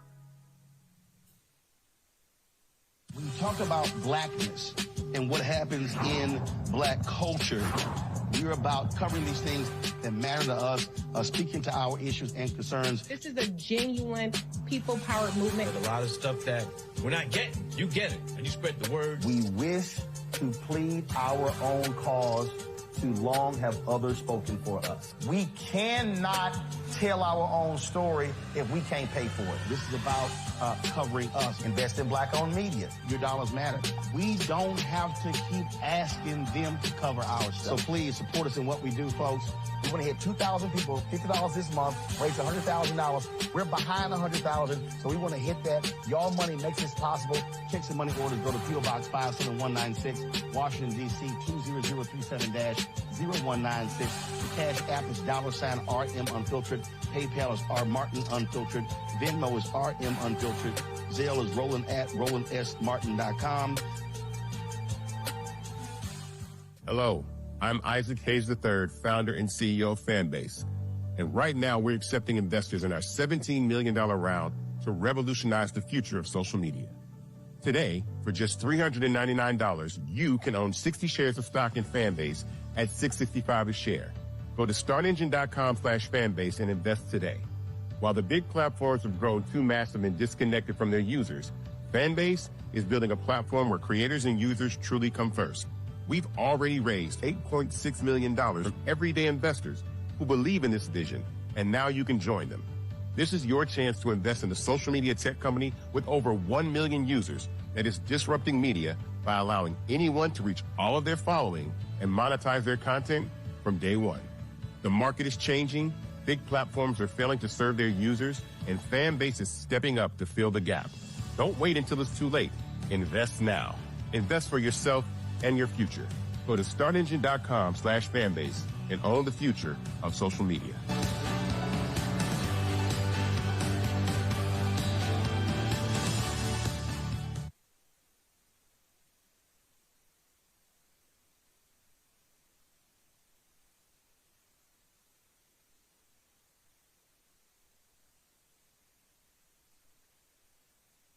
On the next Get Wealthy with me, Deborah Owens, America's Wealth Coach, I'm sure you've heard that saying that the only thing guaranteed is death and taxes. The truth is that the wealthy get wealthier by understanding tax strategy. And that's exactly the conversation that we're going to have on the next Get Wealthy, where you're going to learn wealth hacks that help you turn your wages into wealth. Taxes is one of the largest expenses you ever have. You really got to know how to manage that thing and get that under control so that you can build wealth. That's right here on Get Wealthy, only on Black Star Network.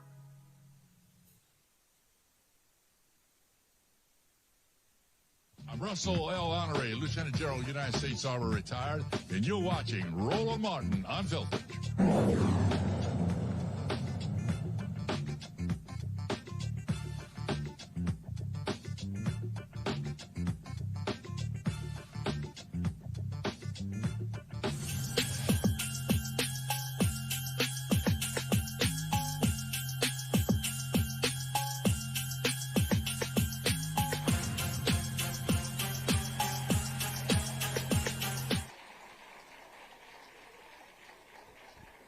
All right, folks, welcome back to Martin Street Baptist Church for our St. Augustine's University Town Hall meeting. Let me introduce our next panel of the pastor of this church, Reverend Dr. Sean, running the audio board, Singleton.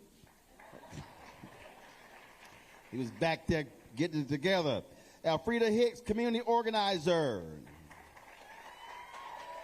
And also Harold Mallet, community organizer as well. Glad to have all three of y'all here. As I said, Pastor said at the outset, we're just 5 minutes away. This has been going on for so long. Just walk us through it. Grab this here. Just make sure you turn it on. Just walk us through just how difficult this has been for the community. Just the constant upheaval, uncertainty, and just lack of clarity with what's happening at this institution. The word that comes to mind for me is really depressing. I pass by every single day on the way coming. I pass by, and just to see how the buildings have gone down, it's almost sad to know that students are really living in this condition. The impact on the community, so many St. Aug graduates are around here, and just for them, the pride that they have in their school, to see what has happened to it. Again, the word that comes to mind is depressing, and it's sad, and it almost seems like most of them feel powerless because of the way that they have been handled by the board and the things that they've done. And I know that many of them have been working hard, other organizations, alumni associations. I know our church, for example, we actually had to feed the students. Several churches on Sundays had to actually provide food and take-home bags for those kids to eat in college. I was talking to someone, and they said that staff members were facing eviction. Yes. And the community has been helping them pay their rent. Yes. Helping them live and just survive. Well, I mean, most of us in here, if we went 6-7 months without a paycheck, right, we would be in the same condition.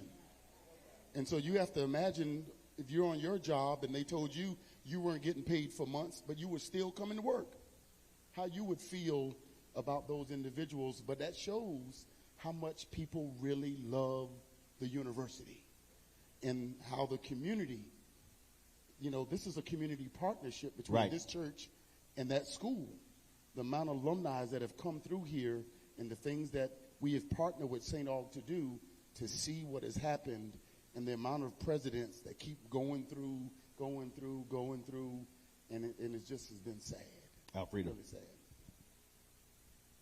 As a child of the community and the neighborhood surrounding the campus, it's heartbreaking because there are students who have been entrusted to that campus by their parents, and they have come there. They don't have food, they don't have safe living conditions, and they have an administration that does not care. The community has stepped up in a way that is phenomenal because they have fed students, they have paid for graduations, they have paid for faculty mortgages, bills, but we have an administration that keeps giving their behinds for us to kiss. St. Augustine's University was my first experience with college. I played on that campus as a child. For me, that's home. And anybody that knows me knows that it's personal. I'm a parent. I'm a grandparent. I can't send my children to St. Augustine's University in the state that it's in now. That would be insane. But we expect other people to do the same. Mm-hmm. And the community surrounding the campus now, the face of the community has changed. Anyone going through the neighborhood sees now that the community homes, the families that were there have been forced out. You have million-dollar homes that now surround our campus. The community itself, and some of those people, believe it or not, want to help save our university. They're willing to write checks to save our university. But how can you ask someone to do that when you have a board of trustees, a board president who's an alumnus of the university, who won't even have a conversation about the misdeeds that they've done? Harold, do you believe that this is a deliberate attempt? There's no question that this is a land grab. That's what this has been, okay? Unfortunately, we have participated in a land grab, okay? We have failed. We have failed as a community to understand what is at risk. The loss of opportunity, the loss of employment, the loss of land itself, which I think is the driving force behind this. There are people who are only interested in that campus because of what they can develop on this side of town, okay? There are forces at work, and as a community agent, I've been working with a lot of groups, and we recently were looking at tax disparities, okay? The southeast side of Raleigh has always paid a higher tax than the rest of Raleigh. But what happens now when you have new neighborhoods being developed, $400,000, $500,000, $600,000 houses, those individuals who've been living in their homes for years now can't pay their taxes. So what happens? This is a land grab. This is all part of a land grab, but the shame of it, Martin, is we have participated. We, in terms of us as alumni, we should have been done called their hand. We should have been done called their hand. There have been evidence that they were not up to the job for over 10 years. You know? They hurt our community. First of all, they isolated themselves away from our community. You came in and saw Dr. Ward, right? This was an attempt to bring the school back into the community, okay? His process would have helped done that, okay? But we now find ourselves, and even before him, where the leadership came from the outside and didn't engage the community. Right. So how can you get community support if you don't engage the community? And that was the point, Pastor, that I was making at the top with that letter. How do you think you're going to get financial support if you're not even talking to the very people who care the most about the university? Yes. Go ahead. I mean, to me, that's just, I'm sitting here looking at the website, and maybe this is a different website. On the website, St. Augustine's University at a glance. Y'all, this is on the website. It says students 924 plus.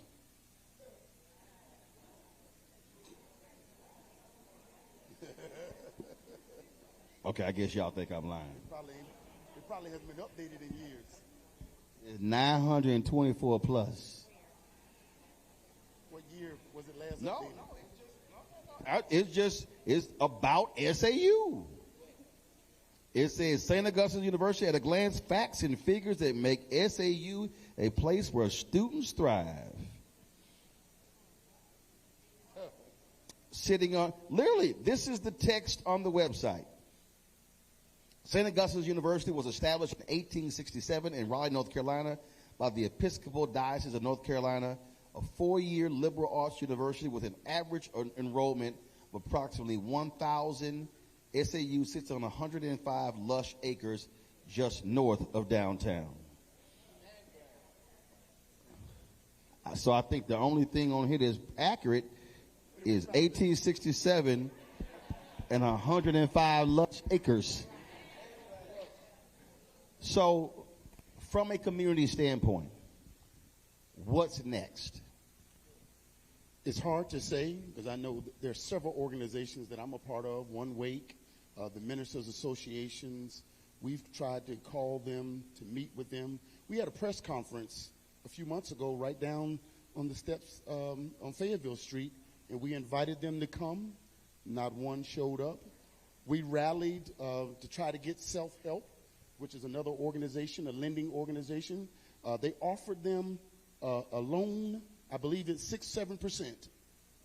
They turned down a loan of 6-7% to keep a loan of 29-30%.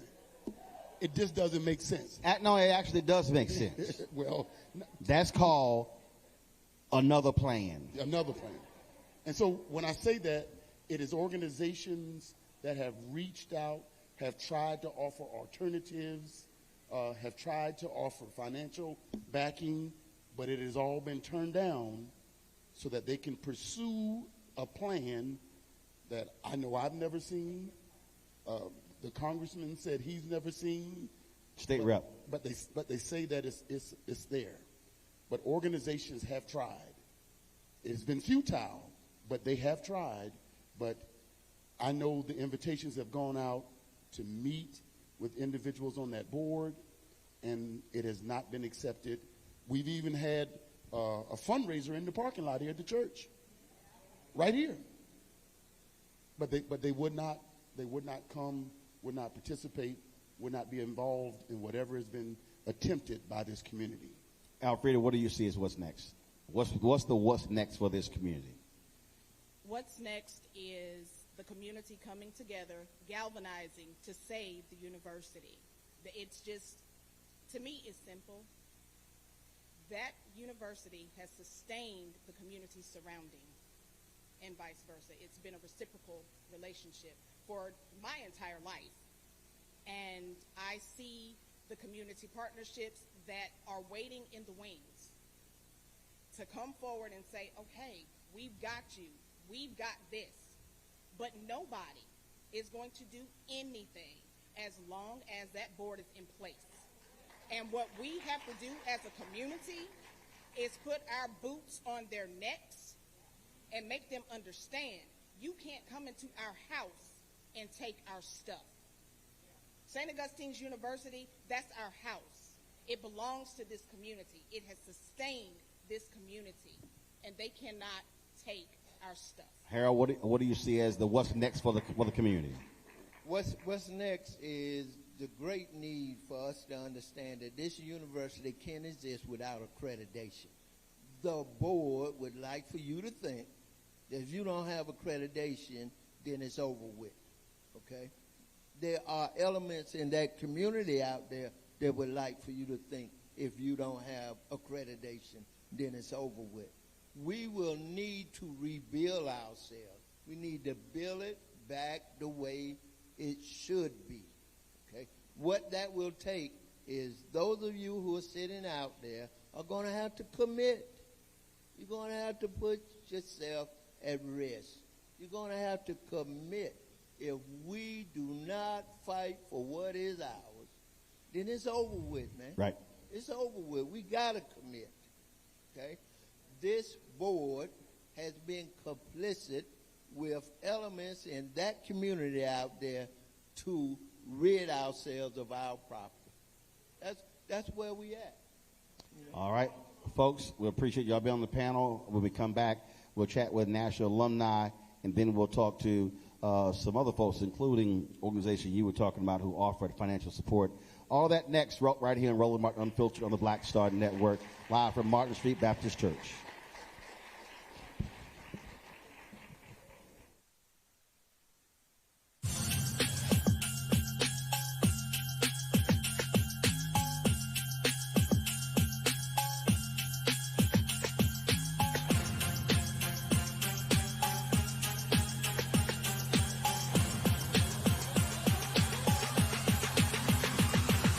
Week on A Balanced Life with Dr. Jackie here on Black Star Network. We are talking about all things, you got it, stress related. Yes, the big S, whether it's spiritual, physical, emotional, or sometimes it could be just in your head.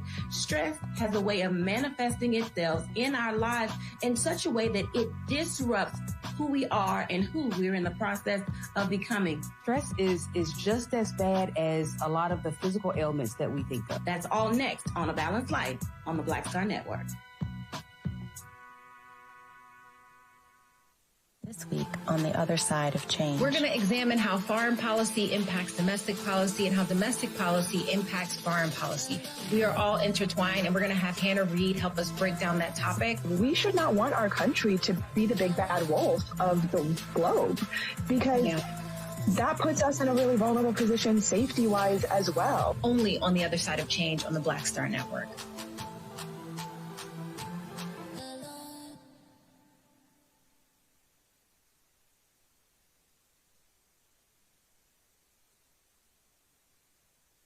Next, on the Black Table, with me, Greg Carr, the enigma of Supreme Court Justice Clarence Thomas.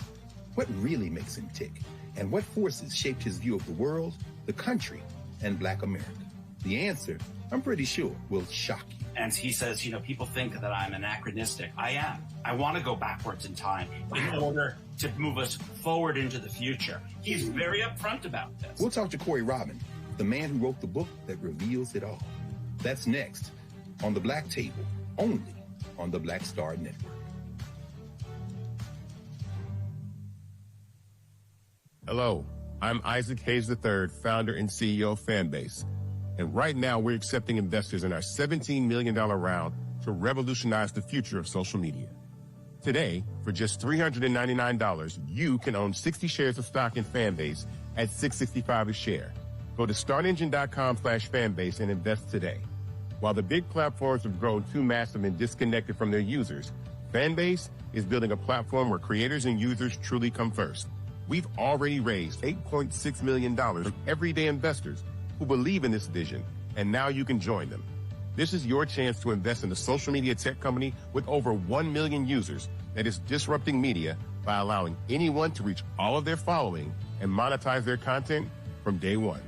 The market is changing, big platforms are failing to serve their users, and Fanbase is stepping up to fill the gap. Don't wait until it's too late. Invest now. Invest for yourself and your future. Go to startengine.com/fanbase and own the future of social media.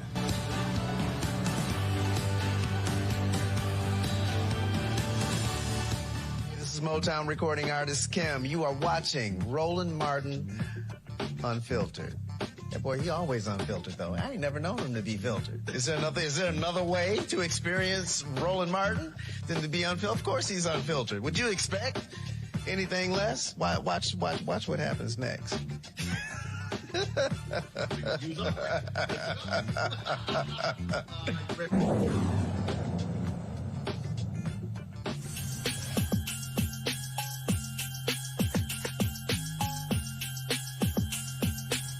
Folks, welcome back to Martin Street Baptist Church.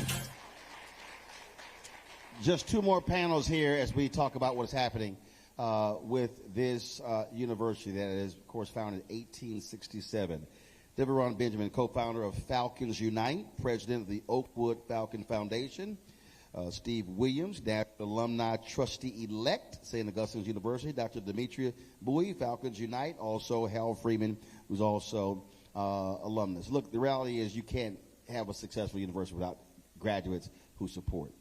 So first, I need to start with you, Steve. You're National Alumni Trustee-elect. So you got a fractured alumni. For folks who don't know so again, the university sent out their statement, which clearly gave the impression that the official National Alumni Association is standing with this existing Board of Trustees. Or they're not. Give us a sense of what's going on here. Well, to be perfectly honest with you, Roland, the National Alumni President hasn't been forthright with the alumni for some time. This is not anything new. And what she's failed to realize and what she's failed to tell the alumni of her relationship with the Dr. Burgess's family, and they grew up in the same hometown. So she has failed the university to basically tell them of the relationship. Is she elected? She is elected, yes. And when is her term up? She gets a 2-year term. When did it start? When does it end? It started when I was sworn in, which was June 26. June 26. And 2024. 24. But you're National Alumni Trustee-elect. But you were sworn in. So I was sworn in by the National Alumni. We were sworn in up under the bylaws of 2021. And let me take you a little step further. The bylaws that we were sworn in under were changed. We had 140-page bylaws that govern the actual Board of Trustees that follow. They dumbed that actual they dumbed it down to 26 pages, which basically encapsulated them from even being governed. So that's where the term comes out, oh, we're self-governing, right? So what they did is what my position, what they said is that it's only a word that says shall, meaning there will be an alumni representative shall be a part of the board.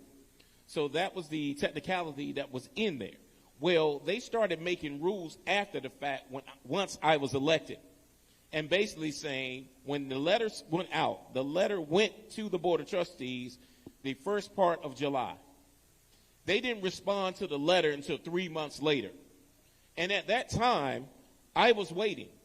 But I then was upset because I cannot do my job duly elected to do by the alumni. So I was upset, and then I joined the lawsuit in October. Okay. So you were elected by the alumni to be their representative on the Board of Trustees. Absolutely. This Board of Trustees has refused to seat you? Yes. You joined the lawsuit. What's the status of that lawsuit? Well, we lost on the technicality mainly because of a statute, a long-term statute of North Carolina, meaning you had to be a sitting Board of Trustee member to bring the lawsuit forward. So we lost on that technicality, but on merit alone, that's why the AG took the case. Okay, so what's the status of that? It is still an ongoing investigation. So you couldn't sue because you're not sitting, but you're not sitting because they didn't seat you? Yes. Absolutely. Baron, speak to us again, these different factions, these different groups, how are y'all navigating all of this? Who speaks for whom? I mean, give us a sense of just what y'all have been dealing with in terms of all this turmoil back and forth. As far as Falcons Unite, we've been fighting the boards, and not just the board. The board has changed.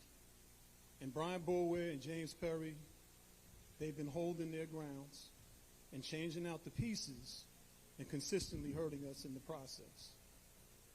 And ultimately, you have Save SAU, you got Falcons Unite. You got all of these organizations that were created because the school wouldn't let us in. See, with Falcons Unite's original members, the way we got together about 15 years ago, he was trying to donate money, Dr. Bowie was trying to donate money, I'm calling over there trying to donate money, we're trying to be mentors to the students. No one would call us back. Y'all trying to give money? Okay, I'm confused. Demetri, y'all trying to give money, but ain't nobody calling you back to take your money. Okay. And the crazy thing about dealing with St. Aug is they know what they're doing, meaning that board and the way this one was developed, when Brian Boulware came back, he came through Falcons Unite. And he came back looking at what we were doing, and we were seen as renegades because we were calling out the things that wasn't right. And our receipts were the receipts, just like, Dr. Saul said. And the thing about it was we never wanted to be a part of the university as far as, being an employer or anything, but we were concerned alumni.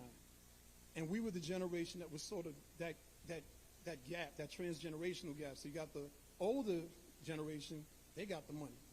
We're sort of trying to get the money, or we're getting the money. And then the younger folk are looking at us like, we ain't got no money, but we listening to y'all. But St. Aug wasn't listening to nobody. And when Brian Boulware and James Perry in particular did what they did, the bait and switch, you had somebody like Roderick Miller, who was the vice chair of the board of trustees.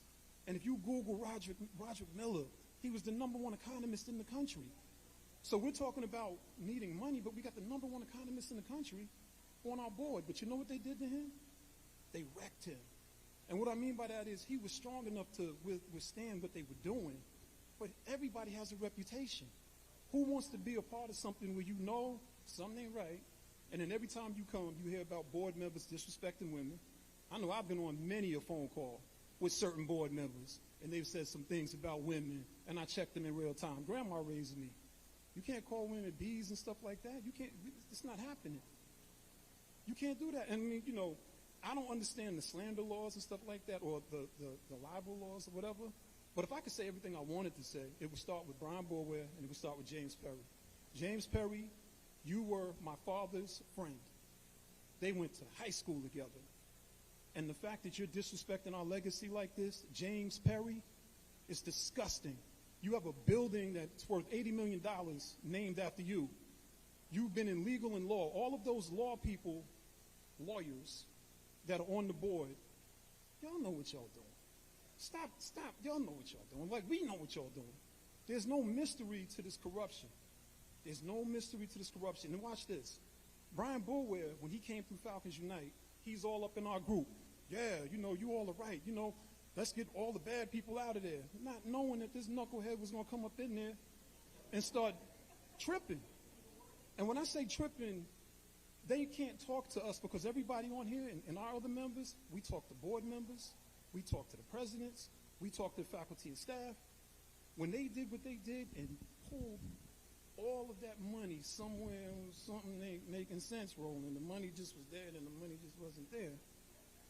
And then you got somebody like my son who, when he was talking about what they did to him, do you know what that did to us as a family? Because I know what they were doing. And I'm saying, my son, he wanted to go to St. Aug. And he went. And we talk about failing our children. It's a double failure because we fighting for the legacy. Now you got my child, my niece, and all the students that we were bringing, because they always used to say about the under 50s, y'all don't bring no money. Well, how are we supposed to do it? Bring students. We started bringing students to the school. And all they kept doing with misinformation and lying is lying on people like us. For instance, Deborah Clark Jones. The way Brian introduced her to me, I would have thought that Deborah Clark Jones was the worst thing in the world. But the thing about it was, we had our own minds. That's the beauty of Falcons Unite. We're independent. You can't control us. And then we double back and push back on them like, wait a minute, you said A, B, and C about Deborah Clark Jones, but what'd you just say about that woman over here? Mainly, these people have been disrespecting and bullying people for a long time. Can't bully us. This university got $35 million from COVID funds.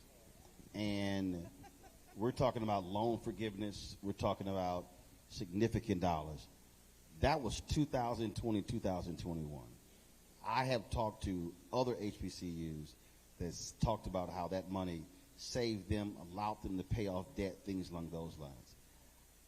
I do not understand how they got $35 million, and here we are 5 years later talking about how bad this is.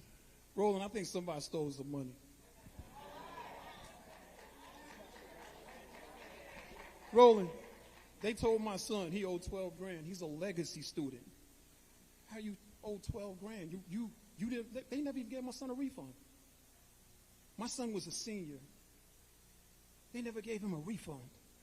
How he owe you all this money, but you owe him all that money? And then when you call them on it, they don't say nothing. They hide. That's what cowards do. That's what they do. Take advantage of children, take advantage of women, disrespect people, bully people, run through the campus. But see, the funny thing about it is it wasn't weakness with some of these people that got ran up out of there. It was their pride, their sense of being, their sense of God. Because all that stuff about being postal and stuff, it should have applied for some of those things before. Please, God, forgive me for what I just said. Demetria, go ahead. Just to add on to what Devron was saying, to answer your question, Dr. Christine Metfeld did what she was supposed to do with the money. If you remember, you said the key word, COVID. So what happened during COVID? The kids were sent home. Dr. Metfeld applied that COVID money to those children's accounts. Everybody had a 0.00 account. So it's weird when the children are saying, how did I get a $40,000 balance? How did I get a $16,000 balance? How did I get a $5,000 balance when I had a zero balance? And I just want to pivot a little bit because I'm the mental health professional on the team. I'm a therapist. And I tell this story a lot of times to the alumni when we have our Zoom meetings. The treatment that these individuals inflicted on not only the students, but the staff is egregious, to say, put it kindly. You had children, and they're children to me, but young adults, who could not concentrate on their studies because they got a $40,000 balance, and they're coming from homes where mom and dad are trying to make it and send their last to them. How can they concentrate on their studies? Then you have board members bullying them. And then let's pivot to the staff. I got a call from Devron. We have a group chat. And a staff member, they were like, I'm D, we need you. Because we have a staff member who, trigger warning, is contemplating suicide because they can't pay their bills, utilities, mortgage, and everything. And I live 2 hours away. I live in Charlotte. It was no way I could get here on time to say that I'm doing the assessment on the phone. I have my other phone. I'm on the phone with crisis assessment, like, hey, this person down at this address, hey, what's going on? I'm doing a suicide assessment to make sure that they're, just to keep them on the phone in order to get mobile crisis there so they're not going to act on anything. This is what Brian Bulwer, Judge Perry, and the rest of the board have inflicted not only on the students but the faculty and staff. And to think that you can sleep peacefully at night, to think that you have children who are in institutions, and if your child was treated in the manner in which you're treating someone else's child, you would be ready to tear the school up. But that is what we've been dealing with, Roland, for the last 15 years. Harold. Another thing I want to pivot off of what Demetria was saying is that all of the things that people may have seen us do on campus for the students, another arm that we have under our umbrella, Student Alumni United, where we tried to be that bridge for those students in a midst of all the chaos to give them financial support when they need it. We bought batteries, we bought tires for cars so kids could get home, plane tickets, you name it. If a student or somebody needed some sort of assistance in the midst of all that has been going on within the past 3 years especially, we tried to give that support so that they could persevere and see it through. We don't know what's going on with the administration. We don't know what their true intents are. We don't know what the plan is. So our focus was on the students, because if my child was there, I would want an alumni or somebody to be able to be that bridge for them when I can't be there. And that's when we would go through great pains and we would raise money with alumni to have cookouts for the kids, to try to boost morale for the kids, I personally help kids get jobs at UPS, where I work at, and we tried to do everything that we could to help the continuity of life on campus. And everything that we have ever done, we have always dropped the line to the administration, to the president, and told him this is what we're wanting to do. And sometimes it got to the point where I said, you know what, this is what we're doing. And there have been times that we have actually come on campus just to do a check, and they would try to keep us off campus to keep us away from the kids. So in turn, we moved that last cookout that we did for the kids here. And we had that here for the kids. And they have always been very grateful, appreciative. Our phone lines in that chat that she spoke of, it blew up all the time. And there has never been a time where there was a staff member or a student in need that we didn't put the call out and the alumni come together and we were able to put that fire out and help that person. We need people to understand that what's going on at St. Aug is not a problem with the institution. It is a problem with the board and management. The institution will be fine. You have alumni here that care about the institution and care about these students and want to see this legacy go on. So that narrative that there may not be people out there that care about the school, we care about St. Aug and we are here. We just need an actionable path forward.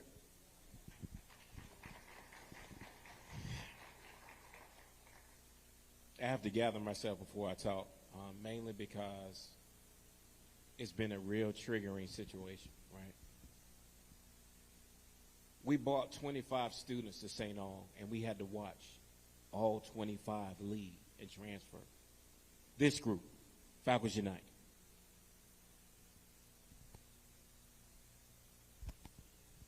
Alumni sat me in this seat because they know I can't be bullied. They haven't sat me because they know that all of them would have been going out the window by now. See, I was raised by now my 94-year-old grandmother. I still have her. She raised me with morals that you do not harm anyone, but you definitely do not harm children. What this board has done has caused a lot. I mean, sitting there listening to these students talk about their experience, listening to my nephew's experience and seeing what he had to go through, understanding that these students, 80% of the students that come to St. Aug are first-gen students. So what does that mean? That means their families basically pony up what they could to send them to there so they can make a way. They can be the difference in their family.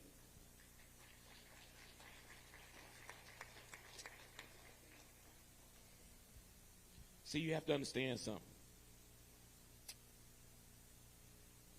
Representative Lewis always said, there's nothing wrong with a little good trouble. But see, this board doesn't understand that. They'll champion that. They'll say, yes, there's nothing wrong with good trouble. But when that good trouble starts at your doorstep, have that same energy. Because what they've done right now, they've created the hostile environment. They've created the action that needs to happen. And being honest, I don't want to hear them.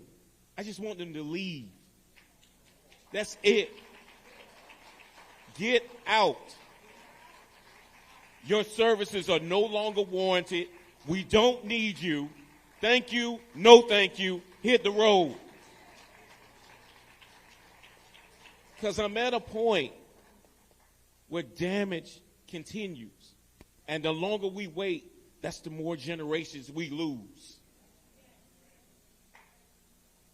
Coach Williams gave me an opportunity. The little at-risk boy from Durham that he came to see run at UNC State meet. That's my father. Russell Blunt, Hillside coach, alumni St. Aug, was the first father who passed me on to Coach Williams. You see, I owe, and I call St. Aug affectionately her. I owe her everything that's inside me. For 15 years, we have fought several boards, several administrations. We have called out the egregious things that we've seen. We're not going to stop. We are very resilient.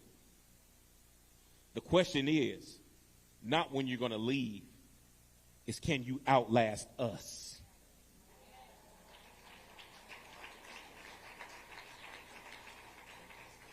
It's time to go. It's time for him to go. Roland, I have a quick question. Yep. You was at St. Aug. Did you see any markers? Like the little flags, surveyor flags? I can't even remember. Like I was literally in and out. They're there. You know what they're planning to do, right? Mm-hmm. Okay. Yeah, when you talk about survey markers, you're surveying the land. Homes. So basically, For there are homes. survey markers all on the property right now instead of some acres. That land is being collateralized for a loan, which will interpret a sale.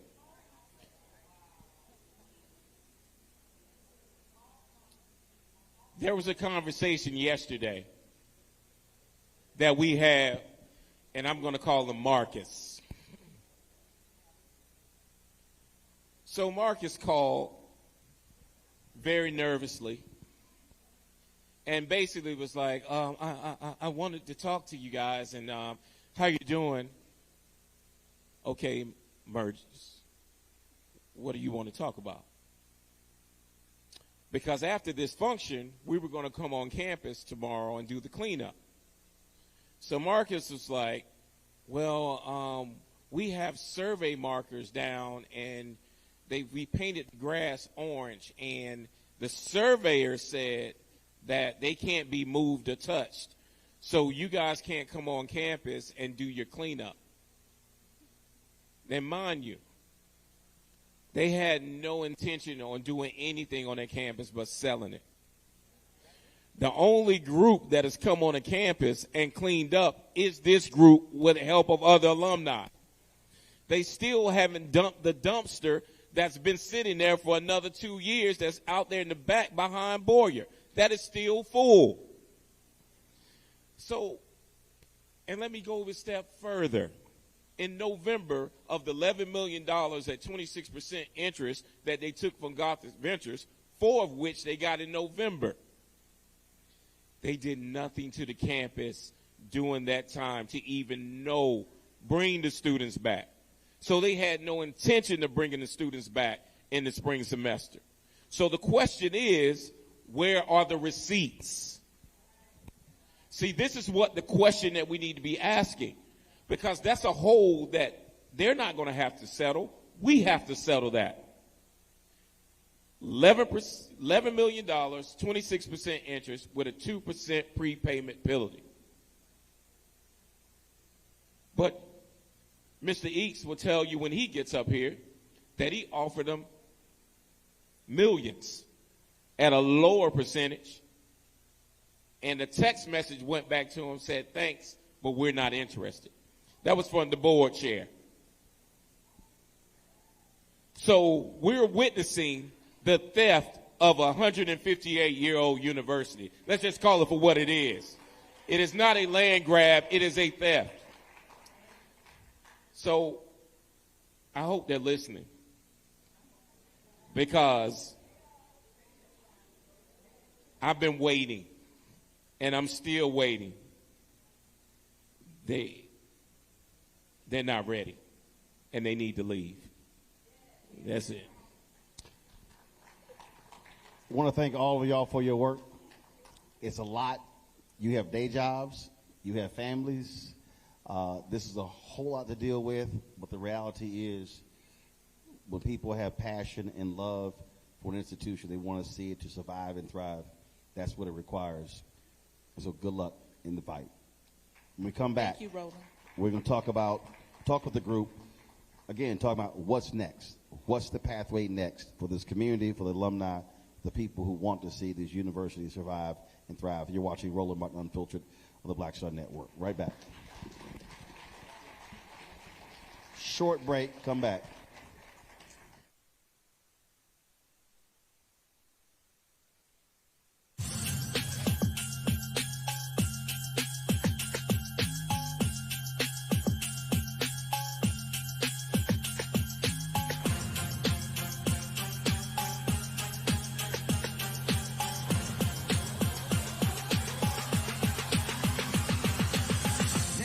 On the Black Table with me, Greg Carr, the enigma of Supreme Court Justice Clarence Thomas.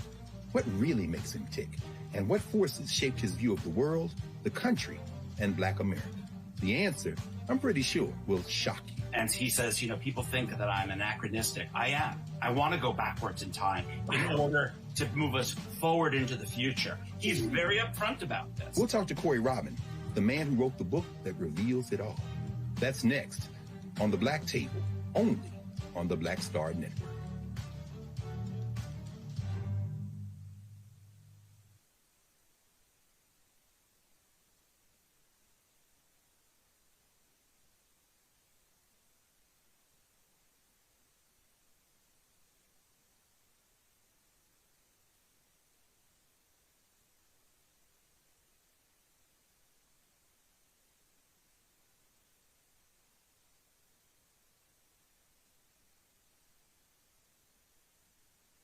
This is Tamala Mann. And this is David Mann. And you're watching Roland Martin Unfiltered.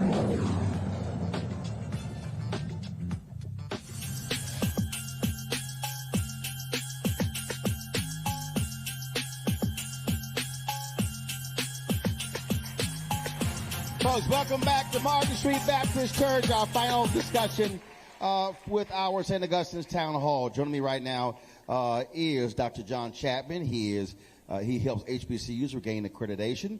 Benjamin Johnson is the chair of Save SAU Coalition, and Martin Eakes is the CEO of Self-Help Center for Responsible Lending. Put your hands together, please. First and foremost, John, I want to start with you. You saw, I read the letter from the university where they talked about it and how they're trying to go through the arbitration process.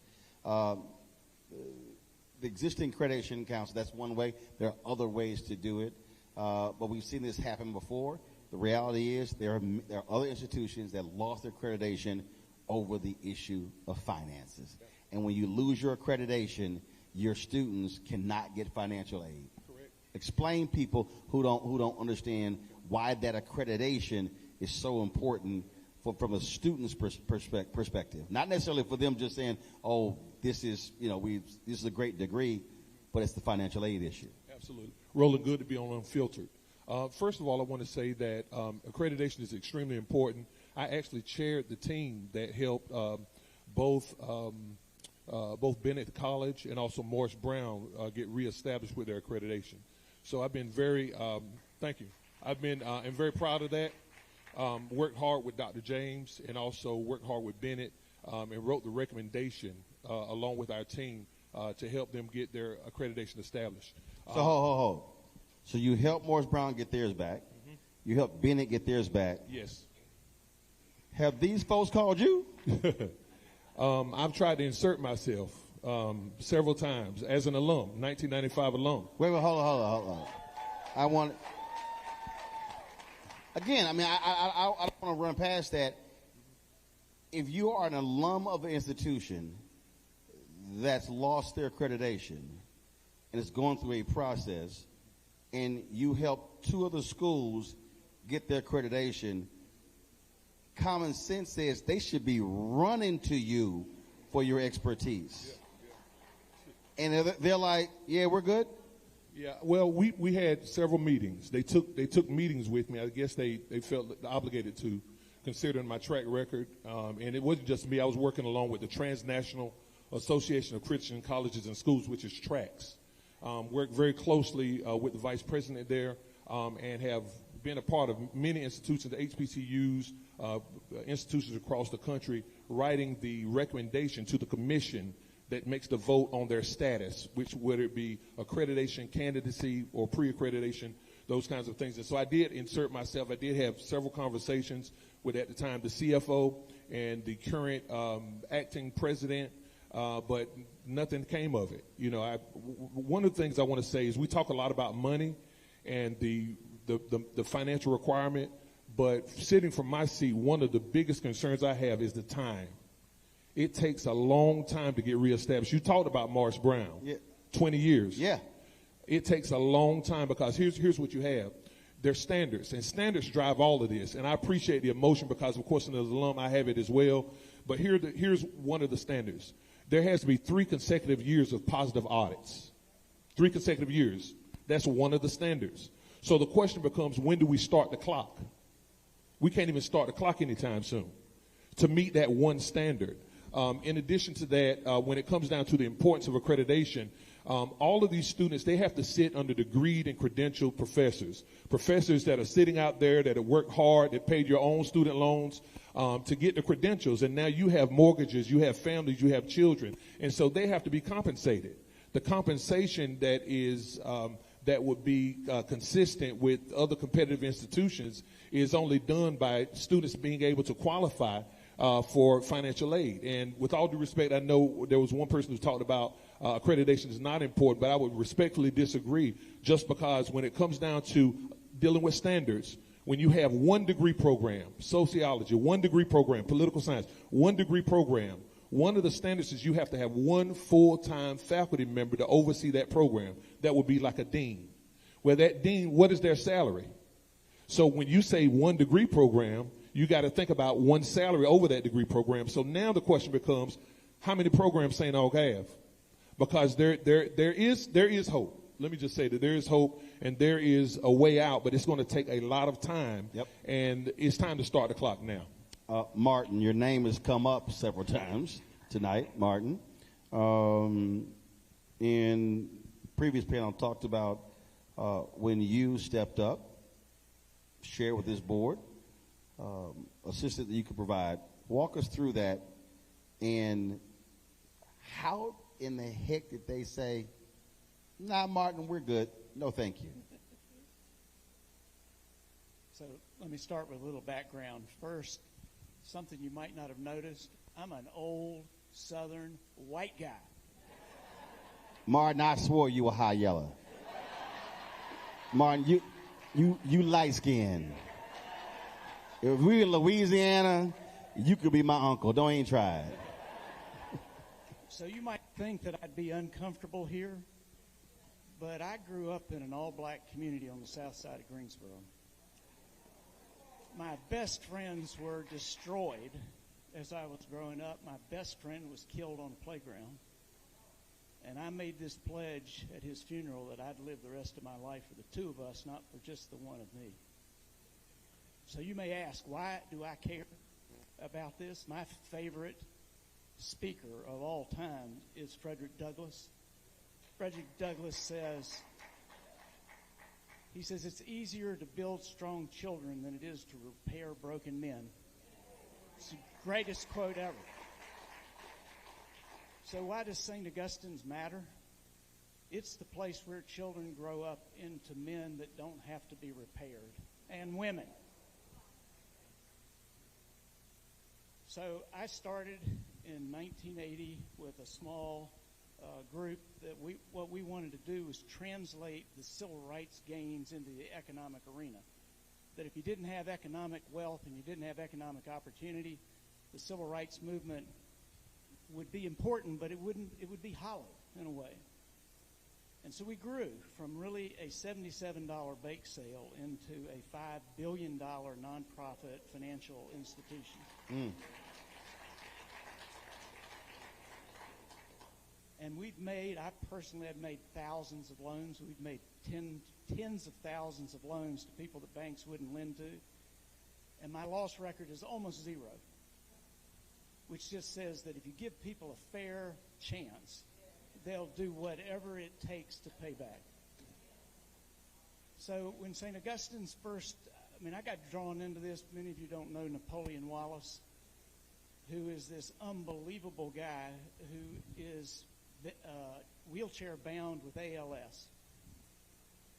And he's like, Martin, if you don't do this, who's going to do it? Who's going to come forward with money? And he kept badgering me, and he can only speak through a synthetic voice. He can't move a single thing except his eyes.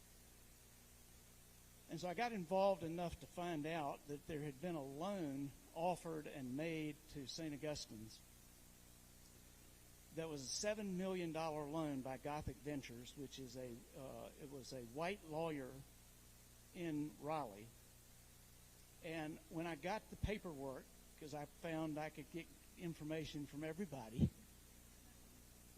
what I saw was a loan that I couldn't believe, and no one knew about it.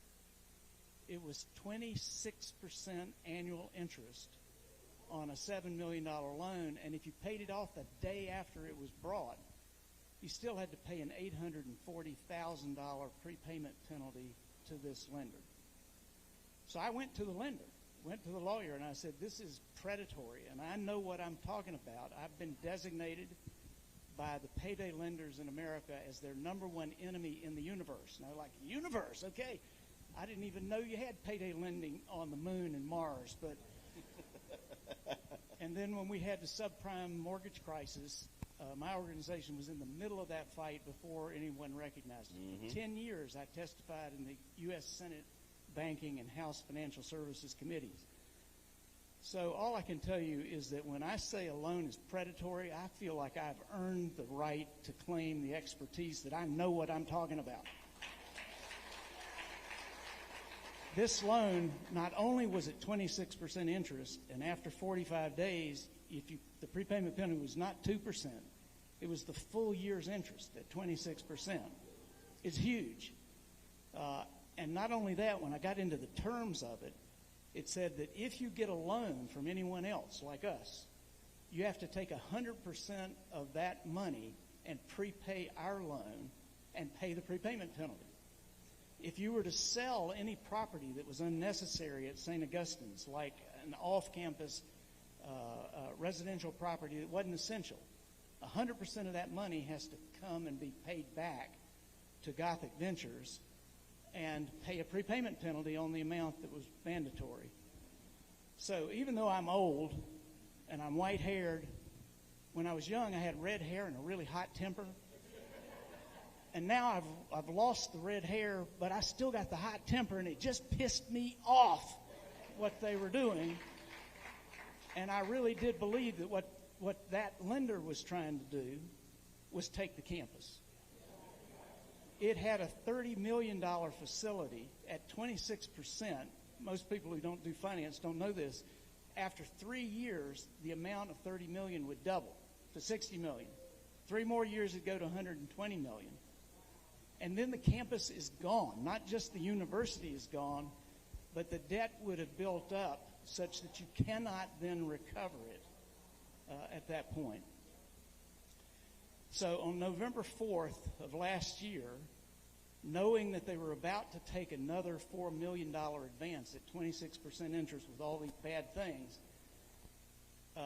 the chairman of the board asked me, he says, well, if you think you're so hot, why don't you give us an offer? I said, okay, I'll do it. I'll do it tomorrow. And I wrote out a proposal that said we will provide the first $20 million of financing so that you can pay off the IRS. Because IRS, I mean, they don't mess around. And those penalties just keep going. The penalties keep going. It's a criminal offense, and they can come and seize your cash at any time. So you just can't run an organization. To pay that off, to pay off Gothic, although I wanted to have them feel some pain that they didn't get their prepayment penalty back. And then $3 million that would be used for paying back salaries, because at November 4th, there had been 3 or 4 months that the staff and faculty had not been paid. So I put that in. I gave it to the finance committee of the board. I presented it to them. And I did get the message back from the chairman saying, well, I'm going to read it so that I don't get it. I had one condition in the loan. And the loan, here's what it said. It said, SAU board will have to restructure such that the current and former board chairs leave the board. I said, this is not personal. When a team or a business collapses, the coaches are asked to leave to restore confidence that the future course of action will be different than the past course. So I didn't call names or anything. I was just saying, I've been on the board of the Ford Foundation. I've probably raised in grants more than $1 billion. You can't get money to something that people have no confidence in. And that's what it takes. And basically the response I got was, that's a non-starter. You're not getting me off the board. And that's so here you are presenting a real lifeline that could save the university, that could save this board from an awful transaction they involved them in. And the ego was so massive that as opposed to putting the university and its history and its alumni and its students and the community before that person's ego, they said no. Correct. So the point is, and I may disagree with folks here, I don't think that the board chair even has an intent to turn the property over to developers per se. He has, and y'all will hate me for this, he has the same exact mindset that Donald Trump has.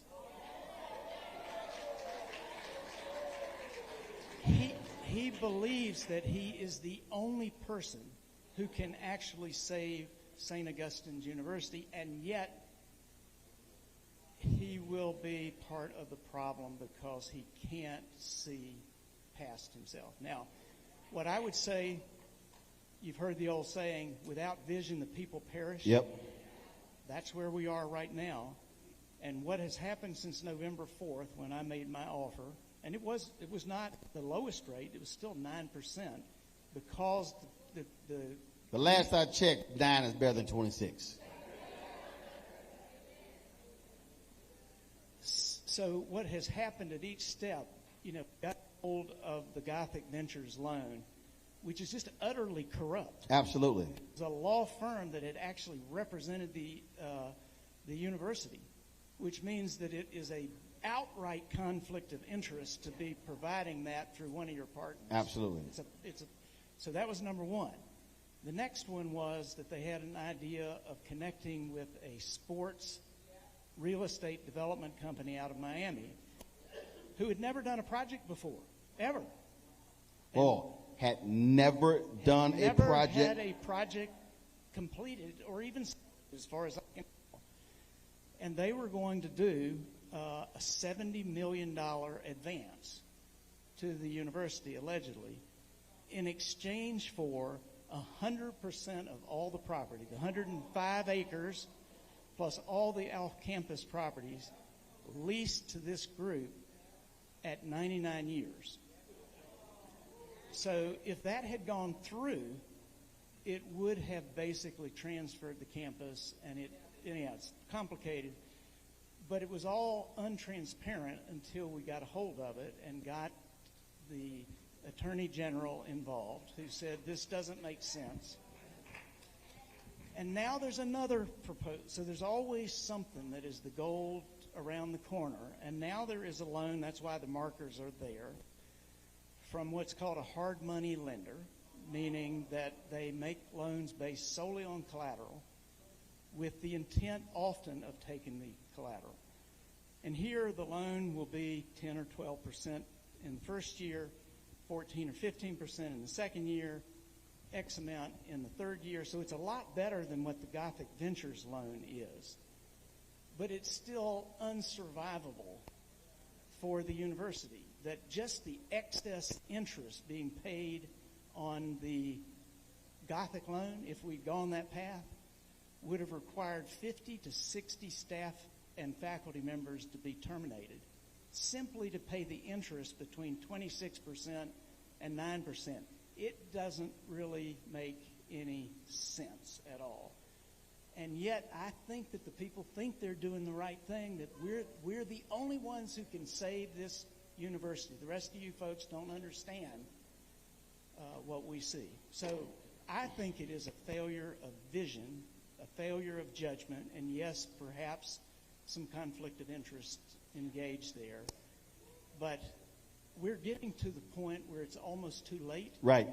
Not just the accreditation's already been denied 2 or 3 times, but if you get debt that is another 60 or 70 million with an interest rate that's unaffordable, you can't even restart. Right. So this university was started by ex-slaves, white Episcopal people of faith.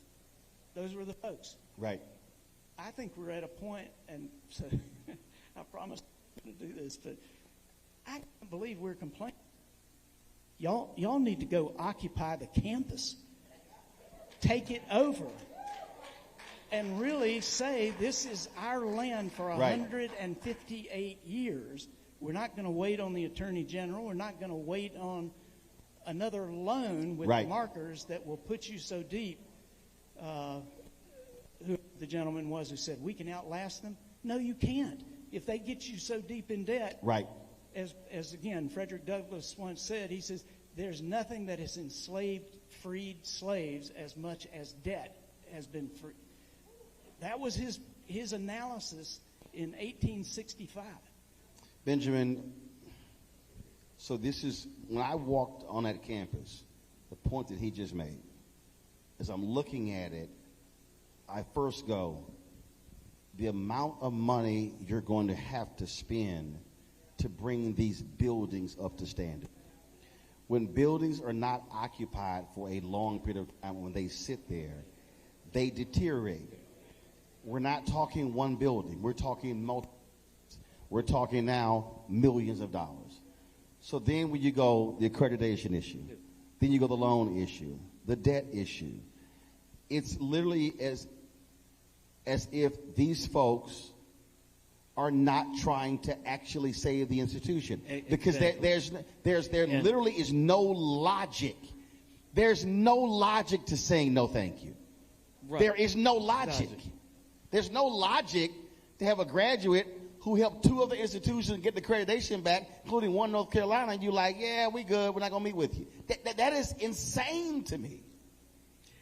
And Roland, as we've talked before, the illogical process that this board has done is you don't have anything to compare this to.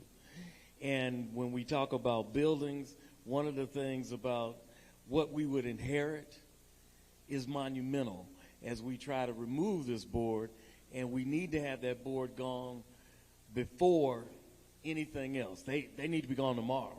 So what is the what's next? Because what Martin said, he's right. I mean, this has to escalate.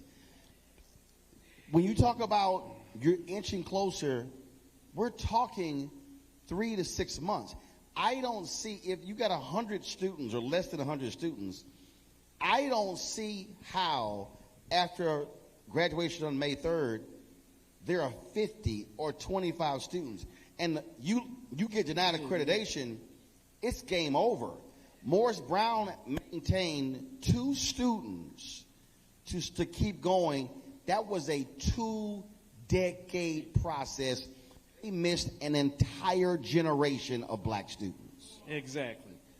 And as we are looking at moving forward and using the tools that we have, one of the tools that Martin talked about is we need to occupy the campus.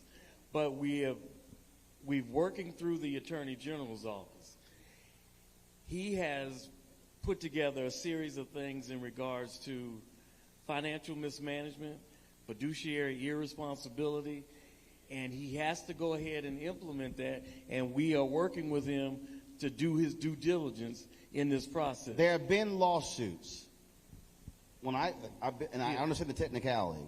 When I when one of the folks said that students said they had a debt, even though the COVID money paid it off. Do those students have standing to sue? Yes, they do. As fraud. I mean, because a lot of lawsuits there Who has standing? The students and the parents of the students have the most prominent standing. So is the alumni or someone else looking to sponsor one parent, one student to file that lawsuit to get an injunction, to get something? We have garnered those students and those parents. We have put them in touch with our attorneys when we had our case, and we are moving forward with that. How soon? We have collected documentation from the students and the parents. We've got situations where the school itself, and the documentation is that the school was doing illegal drawdowns from the Department of Education. That's federal. Yes. Which means that's the U.S. attorney. That's the U.S. attorney, and then now with our attorney general, our state attorney general, is looking at that with all of the Department of Justice, the federal group, Department of Education, and all of that is part of his investigation now. Okay, and so, and I will say in regards to what was in the Sachs report was that there was $10 million that was unaccounted for. And we also were finding that there were students who had not received their Pell Grant, their work study money. That's also federal. Yes. And so the Attorney General now has talked with the Department of Justice, Department of Education, and they're doing their investigation. Now, they have not talked to us directly as to where they are, but we do know that that's going. And the Attorney General, the local Attorney General, the state Attorney General, took our case. We had 52 allegations in there. They were investigating all of 52. One of the first pieces that the low-hanging fruit was that St. Aug was putting paychecks to staff electronically. However, none of their benefits or anything were being paid, and no money was being deposited into their accounts. What's wire fraud? Hello. So they did charge Marcus Burgess with fraud. Who did? The state attorney general. He's been charged with fraud. Civil or criminal? I believe it's criminal. Don't worry about it. We're going to look it up. Good. Look it up. We're going to look it up. Go ahead. Final comment. Go ahead. Yeah, I want to kind of paint, first of all, timeline. We talked about federal. We have to realize our options are very limited from the standpoint of that our beloved school has a scarlet letter on it. So what that means is you first of all got to get permission from the Department of Education to reapply for accreditation. The Accreditation Association has to get permission from the Department of Education to accept the application. There has to be a 1-year wait period before you can even apply. During that time, a self-study needs to be done, and just like no money will be given until leadership is gone, no accreditation will be given as well. Martin, final comment. I don't want to disagree completely. I am a lawyer, not a very good one, but I don't think we're in a lawsuit stage right now. The Attorney General did a great job in reviewing this sports deal with the realtor. But the problem is that the state Attorney General has statutes that give him what authority he has. Right. And he has the authority to do two things. Number one, if there's a transfer of more than 50% of the real estate property, he has to approve it. And what they've done now is if you borrow money against 100% of the property, that authority is not triggered. The second thing is that they find that it is an absolute violation of fiduciary duty. They can take the entire institution and put it into receivership. Mm-hmm. If you put it into receivership, a judge who gets it could say, well, we're going to pay off these $40 million of creditors, and particularly if that judge knows some of the real estate developers in Raleigh, that's a dangerous course for us. So I don't really think that the Attorney General, even though they are incredible, wonderful civil servants. I don't think they are going to get us out now. That we have to do something dramatic before this next stage of debt comes in. The board thinks that this debt will save them and get them reaccredited by getting 50 or 60 or 70 million dollars of debt.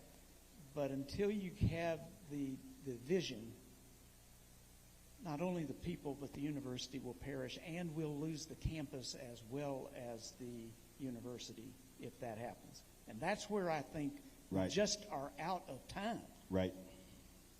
We've got to take matters into our own hands. And this is a big enough group we could do it. To the folks, give our final panel a round of applause.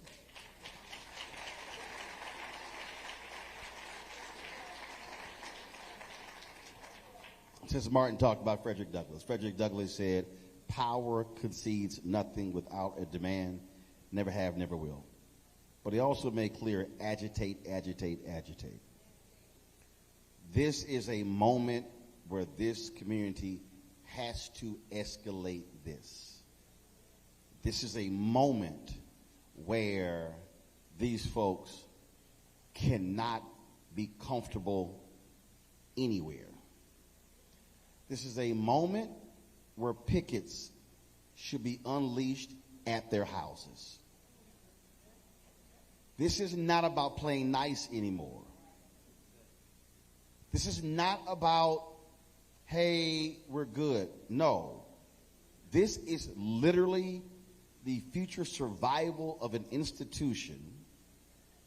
And if this institution goes extinct on our watch, we cannot blame anybody else but this generation. That means when you're having a conversation about your university, you will be having an historical conversation. You will be having a conversation of what it was like when. You will be driving by the property and saying, there once stood this. What we have to understand is that if we don't take collective action, then we lose. Last sermon Dr. King gave, April 3rd, 1968 at Mason Temple.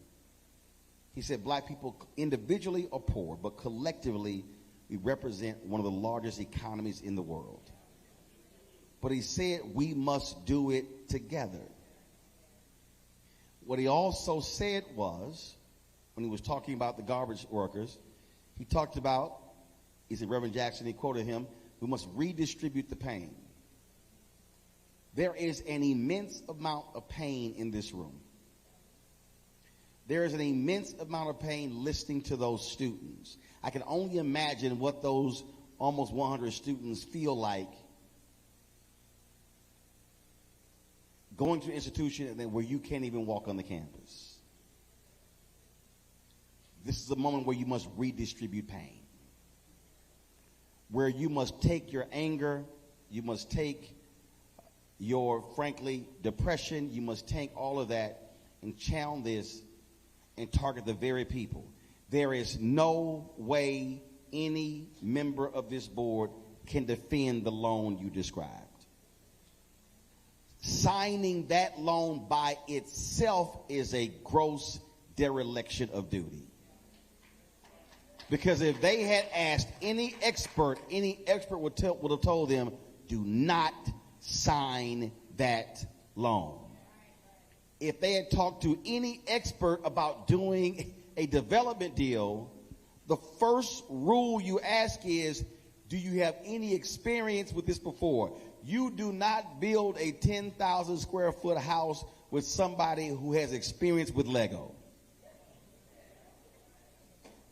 That is a dereliction of duty. And the fact that they didn't have the decency or the courage to come before this audience, to answer questions, to explain what they're doing, that also shows you that they have no desire to speak to the interests of the community. Our goal here was simple. What we did here is the same thing we did when we went to Bethune-Cookman. It was the same thing, the town hall we did last year at Tennessee State. It was an effort to do what Ida B. Wells Barnett said, shine a light and unleash truth on that. Now the question is, for this community, what are you now prepared to do? We've laid out all of this information. The country now knows. People will be sharing these clips. Every person on here who has a Facebook page, a Twitter account, an Instagram, TikTok, Snapchat, Fanbase, LinkedIn, you should be pushing and sharing these clips because you should be putting the faces of the individuals who are in so-called leadership position. It should be plastered everywhere so people are fully aware of the individuals who are responsible for the destruction of an institution that was founded 2 years after the Civil War ended. It's not a question of who is going to come save this university. Only the people in this room and your allies who are not here can save Saint Augustine's University.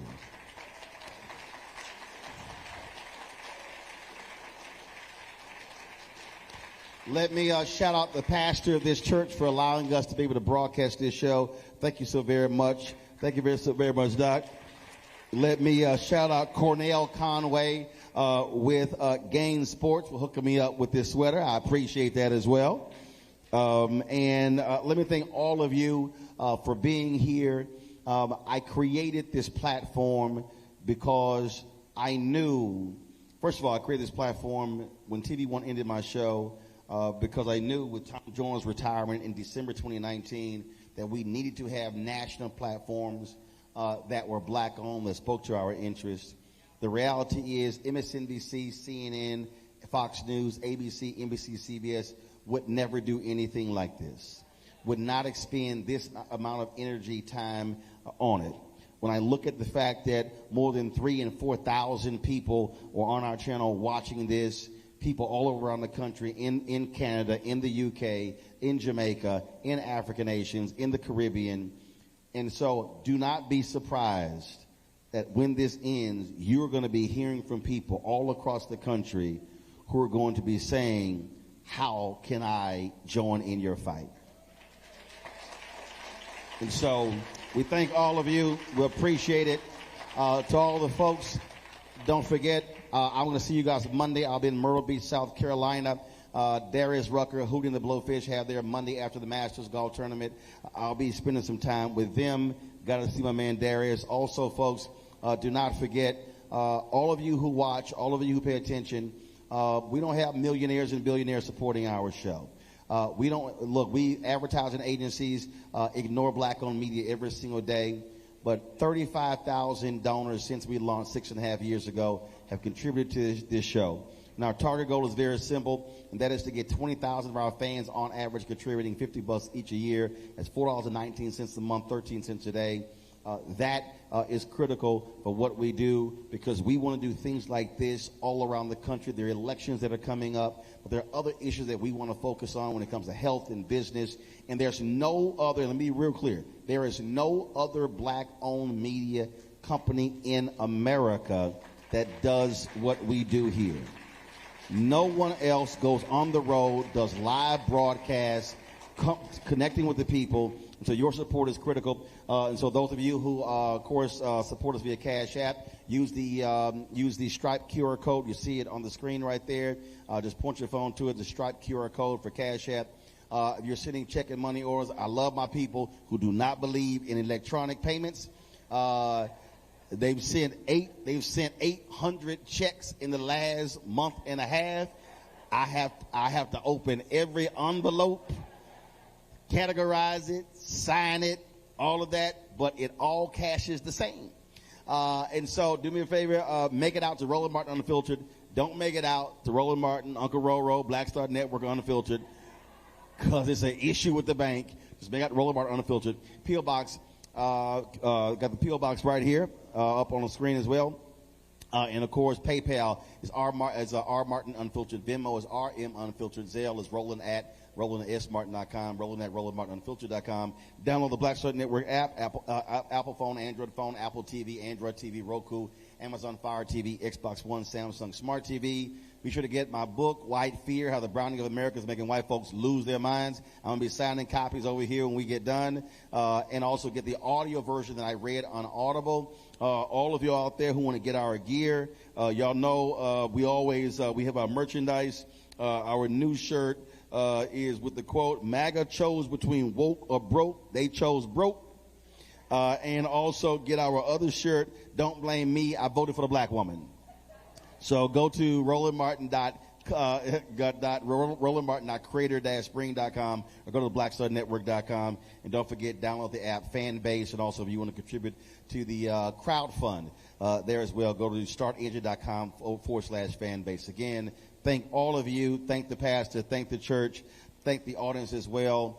Folks, we're going to keep doing what we do as long as there's breath in our bodies, speaking truth to power, even when it comes to people who look like us. Because remember, all skin folk ain't kin folk. Y'all know how I end the show always.